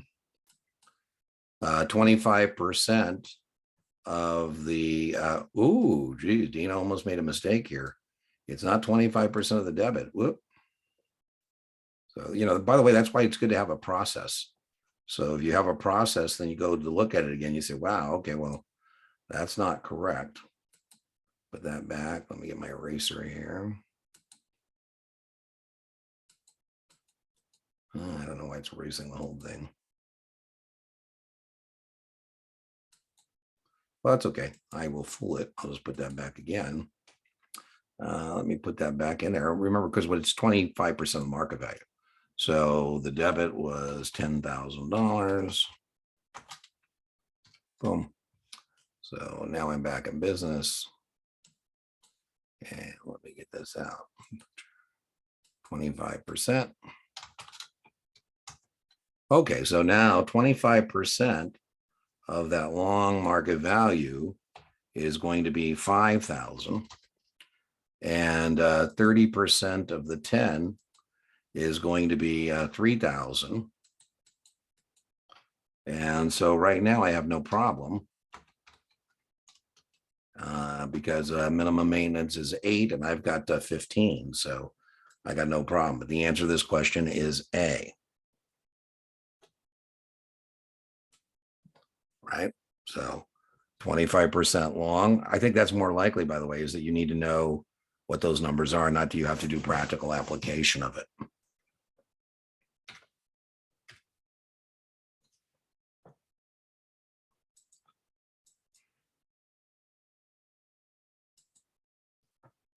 What best describes a business development company does, what describes what they do, and what is its structure. It invests in small and medium businesses, including those businesses in financial distress. That is true. Its structure is most similar to a closed-end fund, yes, because it trades supply and demand. That is true. So the answer is A. It invests in small and medium business, including those in financial distress. True. Its structure is a venture capital fund. No, venture capital funds are structured as private partnerships. So that's not true. It invests in 144s as a QIB. No. It's a type of partnership direct participation program. No. The answer is A. A customer has a margin account with a long market value of 40, a debit balance. What is market value maintenance? So the way we do that is we take the debit register, which you owe the brokerage firm, we divide by 0.75, and we come up with 26,666. I didn't ask you what is minimum maintenance. I asked you what is market value at maintenance. How far down could the stock go before there would be a problem? So that's debit by 0.75. Which of the following municipal bonds may be subject to the alternative minimum tax? And so, when I'm doing this is a suitability question for the customer. I say, are you subject to the AMT? Because if you are, I should not recommend to you private activity bonds. Don't throw rocks at me. I'm not the one that causes a private activity. The IRS says the major beneficiary of an industrial development bond is the corporation leasing the facility. It's not like building a high school. And the IRS, since that's supporting a private activity, the interest of an industrial development agency or revenue bond would be taxable to an investor subject to the AMT. I would also know that industrial development agency bonds or industrial development revenue bonds are also corporate credit backs the bonds. But this question is about the AMT.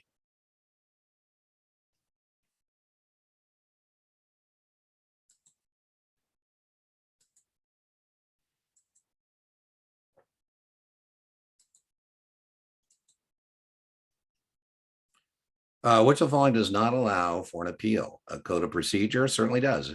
If you think the Department of Enforcement of FINRA has been unfair to you, you can appeal to the National Judiciary Council. A fat finger trade. A fat finger trade, you can certainly appeal to the market, wherever the market center is, and see if they'll bust the trade for you. I'm coming to you in June. And we just had a Citibank trader who did a fat finger trade. He thought he was doing 10 million, did 100 million. And, they're seeing if Citibank's going to have to live with that. But there is an appeal process for that. Code of arbitration, there is no appeal process. If you think the SEC has been unfair, you can certainly appeal that. And the SEC has been losing it recently in the Supreme Court. So you go to the Supreme Court and they can decide whether or not the SEC is within its boundaries. The SEC has primary jurisdiction, interpretation, and enforcement of the domestic securities laws of the United States of America. The SEC took an enforcement action against Mark Cuban, and Mark said, listen, I don't think I did anything wrong, and you guys pick on people, and I'm actually going to fight you for two reasons. I don't think I did anything wrong, and I have the resources to fight. And a lot of retail investors do not. And so they just fold. Ended up, he won, he beat the SEC. And then he went out on the court steps and talked about what idiots they were. Oh, Mark, I'm not so sure I would do that, man. The answer to this is C. All decisions, arbitration, are final and binding. A buy stop can be used for all the following except. Do we use buy stops to stop loss in short stock positions? We certainly do. Do we use a buy stop to perhaps protect a gain in a short position? We certainly do. Do we use a buy stop to establish a long stock position? We certainly do. We put it above the resistance line. The immediate execution? No. Remember, stop order is a suspended order, a contention order. It may or may not ever become a live market order or a live limit order. The answer here is D. D is not a stop order. That would be a market order. A margin account has a credit balance of 60, short market value of 50. And so it didn't ask me, it's asked me what is minimum maintenance. So minimum maintenance on a short account is 30%. And 30% of that is 15. And so that is minimum maintenance. Now, by the way, the guy's only got 10. right? 60 short market value minus 60 minus short market value 50 is 10. So he has a maintenance call here of $5,000 due promptly. Customer earns a buy limit for 1,000 shares at 18. The customer would accept all the following executions except. So remember, I want 18 or less.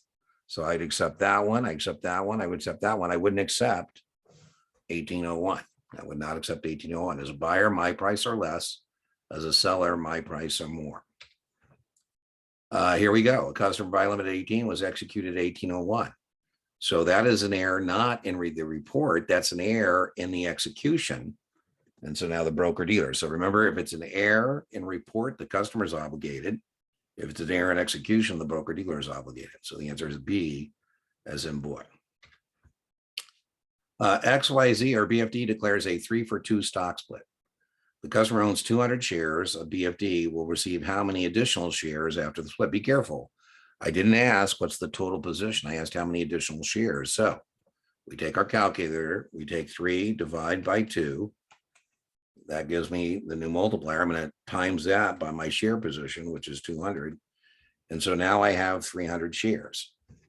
Be careful. I didn't ask how many additional 300. I said how many additional. So if I had 2 and now I got 3, I got 100 shares. You always end up with more shares at a lower price, not a taxable event. You know, Nachman's been putting out some little videos, and Brian Marks, Nachman Marks. I was watching this video. I like to watch my competitors' videos. Mine are, you know, more narrative, longer, but there's lots of ways to do this. And somebody had brought up a different way to do it, and he said, "I'm not showing that to you because I wanted to do my way." Oh man, you know, I should say the same thing to be way. Dude, I usually say the opposite. It's a buffet. Take what you like, as long as you're getting right answers. You know, who cares how you're doing it? Which of the mutual fund is most appropriate for the efficient market hypothesis? We had the version of this, right? The index fund, A registered rep has unrestricted profile on LinkedIn. So I would hope that your unrestricted profile linked on LinkedIn is going to be seen by more than 25 people in a 30-day calendar period. So it sounds like to me can best be defined as retail communication. Remember, regulators don't have this or this or this. All of these things are considered to be retail communication, right? And so all firms would have what we call written supervisory procedures, WSPs, that would address, you know, what this is going to be, what's going to be allowable or not allowable in social media. The CEO of BFD Corporation believes his stock to be very attractive at today's price, and he buys 100 shares in the secondary market. To avoid the short swing, he has to have it for at least 6 months, right? Or he's going to have to disgorge the profits back to the issuer.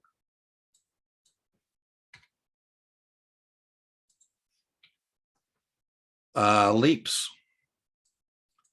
Long-term equity anticipation potential securities, or long-term equity anticipation profit potential leaps. These are the only option contract that goes for more than a year. So remember, to be or qualify for a long-term capital gain, you have to be at risk for more than 12 months. And that is true of a leap. So it's more than a year, typically 3 years. A. Again, people have reported seeing questions about a leap.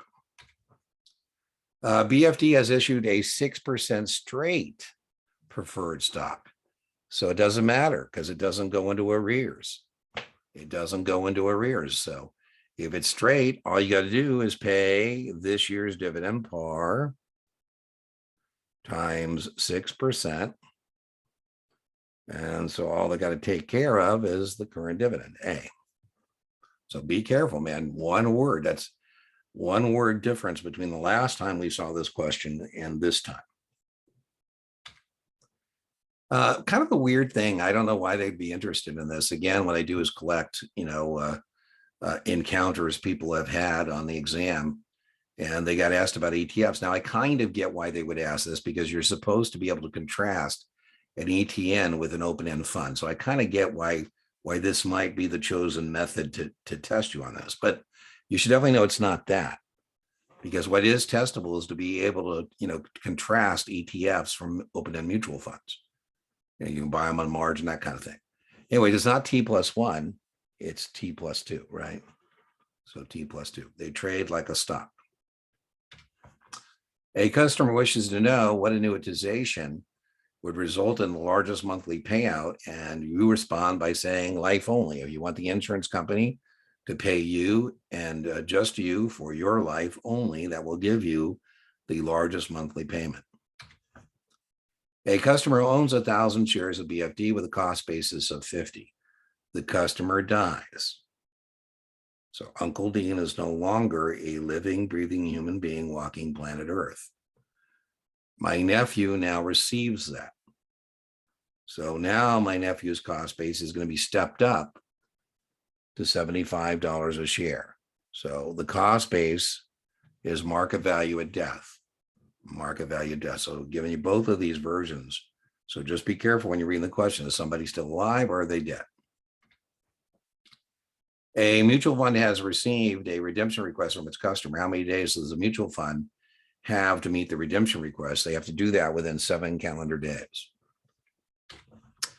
All the following are true of penny stocks. Be careful. A penny stock is defined as a stock under $5. That is not correct. That is not correct. A penny stock is a non-NASDAQ OTC stock under 5. If it's trading on New York and it's 4, it's not a penny stock. If it's trading on NASDAQ and it's 4, it's not a penny stock. So this is not correct. It's a penny stock defined as an OTC stock, non-NASDAQ OTC stock under 5. You should definitely know customers get monthly statements, otherwise quarterly. They're very testable.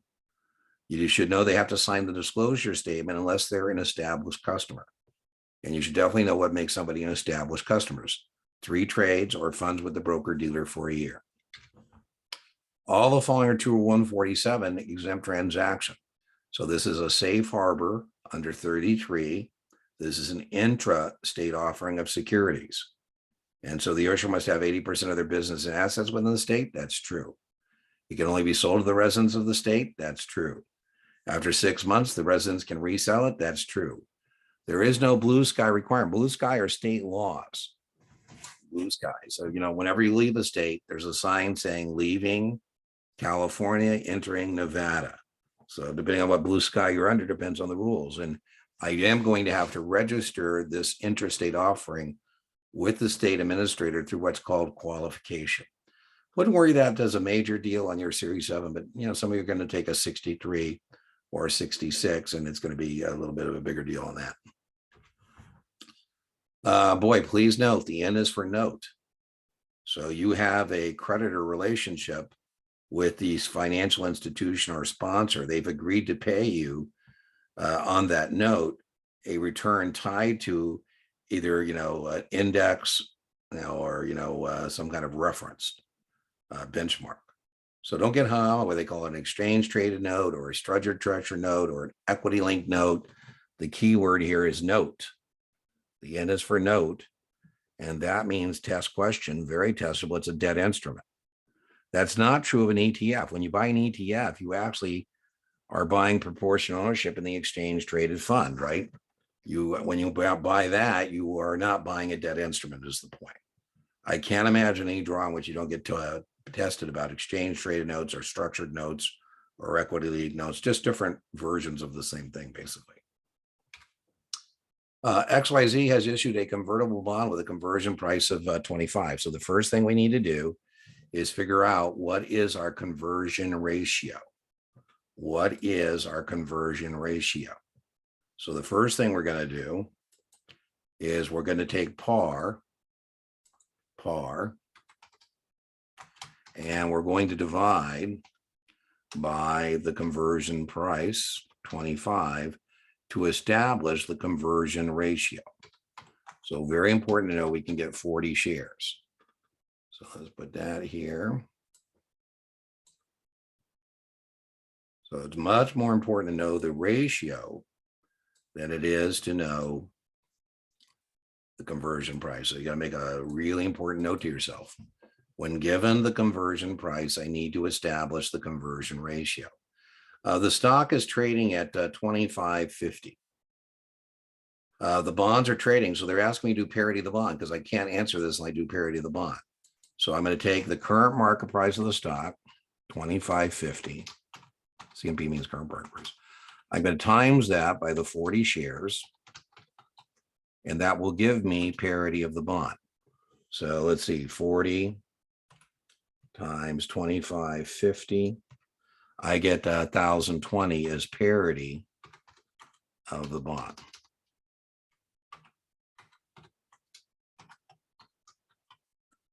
So let's put that there.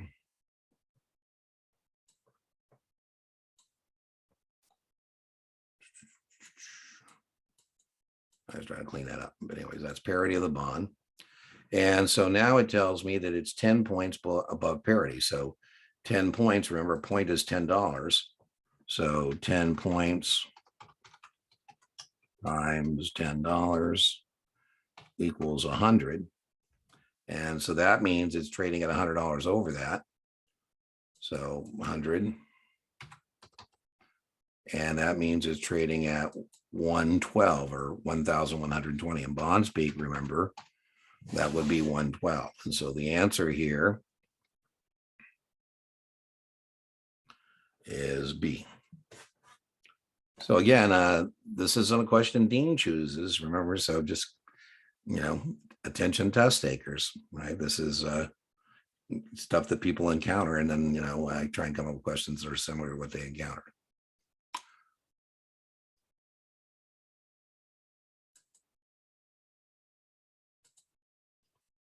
Bonds counsel legal opinion is either qualified or unqualified.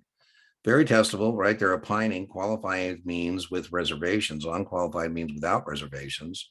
If the legal opinion is qualified, it means which of the following? The bond counsel is qualified? No. The bonds are qualified and pay federally tax exempt, not subject to the AMT. Well, that would be something they would opine about, perhaps, but that's, not it. The bond counsel has reservations. Ding, ding, ding, ding. C. That's what it means to say you have a qualified legal opinion. Again, they might opine about them having tax authority and either say qualified, but that's not what the question's about. C.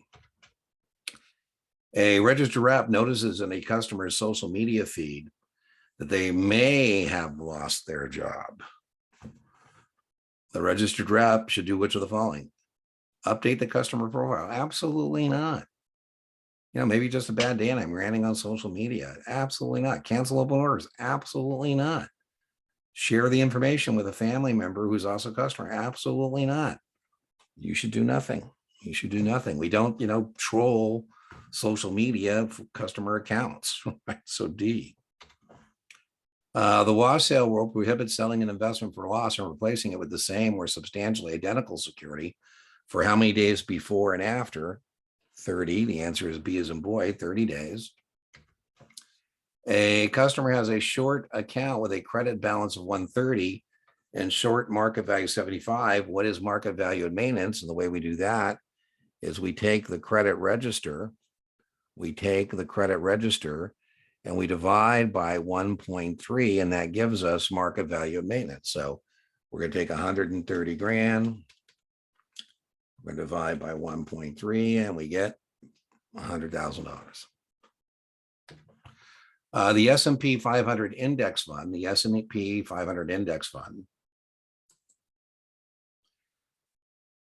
at May expiration is 1864. Which of the following is true of the writer of the May 1850 call contract? So you definitely need to know that index options and exercise are both T+1, both the option contract and the resulting exercise, or T+1. So the writer must deliver 100 shares of each of the stocks in the S&P 500 on T+2. Absolutely not. Nobody would play with you if that was the case. The writer must deliver $1,400. That's true, but it's not T+2. I just told you it's T+1. And so the answer is C. The writer must deliver $1,400 in cash to the holder. Now, we don't know if that's profit or loss because we don't know what, the opening sale was for. The opening sale. The writer can do a closing purchase. No, it's too late. It's the expiration. So you can't close this thing out. You're going to get exercised. You're confused if you say, hey, Dean, let's buy it back. I go, that ship has sailed. It's expiration. So you're going to have to come up with $1,400, my friend. Record retention for written complaints is 4 years. C.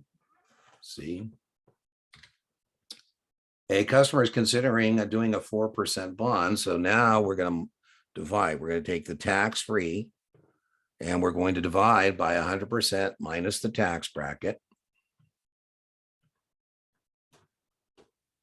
I say getting 4% in your tax bracket and not paying taxes is the equivalent of getting 6.15 and paying taxes. So 4% of your tax bracket without paying taxes is the equivalent of 6.15. So if we have a 7% corporate bond, you should buy that because 7% is better than 6.15.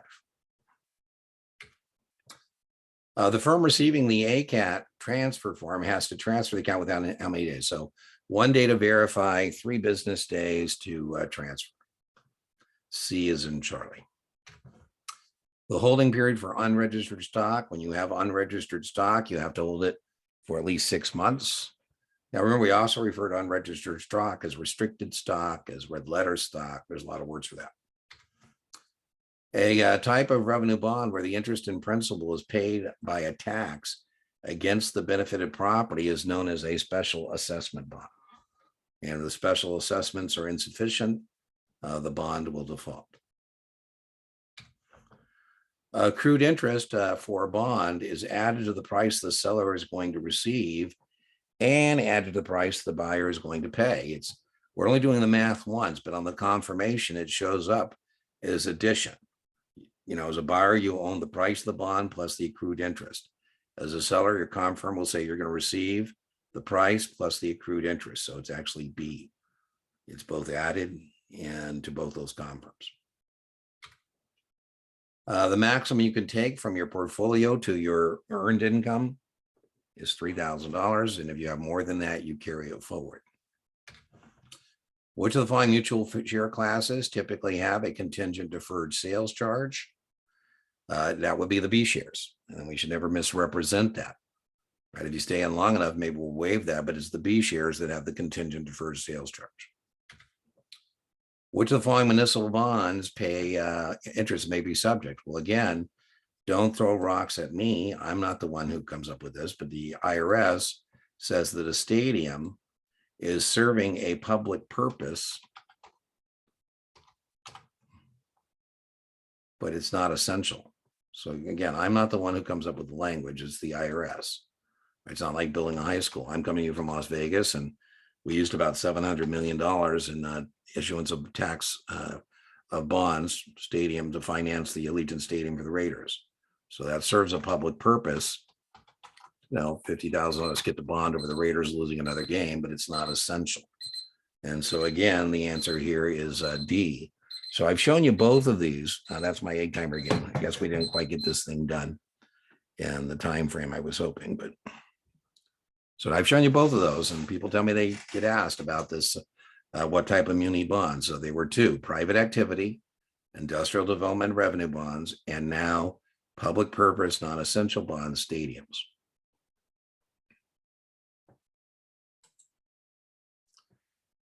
The record retention for the vast majority of brokerage firm records is 3 years. The vast majority of brokerage firm records are 3 years.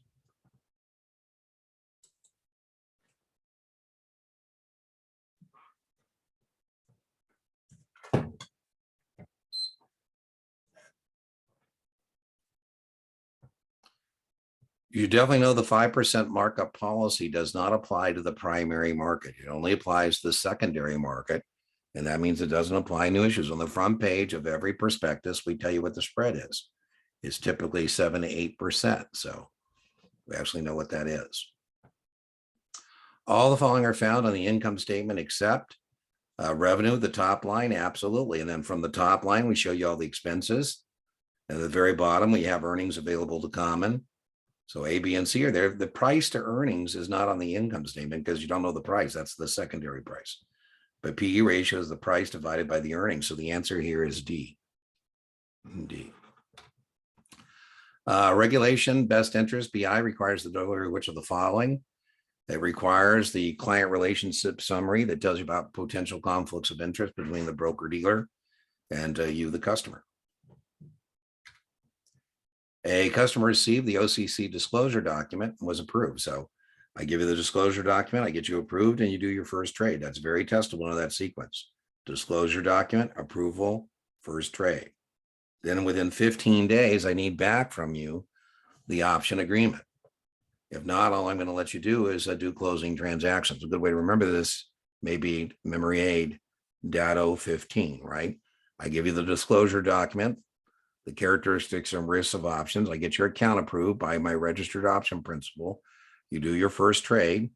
So disclosure, account approval, first trade, option agreement back within 15 days. The interval fund, the most they can charge you for redemption in the interval fund is 2%. The redemption fee in an interval fund. The BFD has made a tender offer to buy BFD shares. It doesn't matter if it's BFD or somebody else making the tender offer. Tender offers have to be remain open for at least 20 days. So the answer is B, as in boy. Contributions to a 529 plan are treated as a gift. As an incentive to make large upfront deposits, a customer can elect to treat the initial contribution as made over how many calendar years? Kind of cool. 5 years. At the time, the gift was tax was 15, and President Obama put 5 times 15, 75 times 2 girls, 75,000 times 2, 150. And Michelle did the same thing. They took $300,000 out of their estate because you can front load the 529 5 years without running afoul of the gift tax. So the answer is 5 years. Which of the long qualify for a TSA? The teacher, yes. Employees. Janitors, yes. Employees. Nurse, employees, yeah. Not students, not students. Remember, that's pre-tax money and they have a zero cost base. One difference between open-end and closed-end funds. Closed-end funds trade supply and demand in the secondary market. All right, well, I hope you found the Series 7 exam Guru Practice Test 4 to be helpful. Leave me your comments and in the box, because again, I like to know what you think. And, if you're not finding these productive, we won't do practice test 5. I told you what I'm thinking about doing. Let me know your thoughts on this. I'm thinking about doing a practice test 5 and not waiting till I collect enough, questions or encounters that people have had from doing battle with the Series 7. And instead of waiting on that, maybe making practice test 5 a 125 or 35 just question option practice test. So let me know your thoughts on that. And thanks for your patronage. We're just about to cross over 500,000 views. What a thunk it in our first, 18 months and closing on 6,000 subscribers. And so thanks for your support. I just had somebody here recently who said, Dean, I passed all my exams. I've been with the channel through my SIE, my 7 and my 66. And so now I'm unsubscribing. I said, well, if I'm ever going to lose a subscriber, that's how I want to lose it, right? So I understand I come into your life for a reason or a season, or a reason and a season. The reason is to pass your exams. The season is how long it takes you to do that. So who knows what our relationship will, how long it'll take you to do that. Please note, I've seen a very major uptick in our SIE playlist. And so if you know anybody taking their SIE, starting their journey, certainly tell them about the channel and that SIE playlist. I'm really proud of it. It's 41 videos at this point. It's got 1, 2, 3, 4 practice exams. So send them our way. Thank you very much. And I'll see you for either our live stream on Tuesday night or next time we do a premiere. Bye-bye.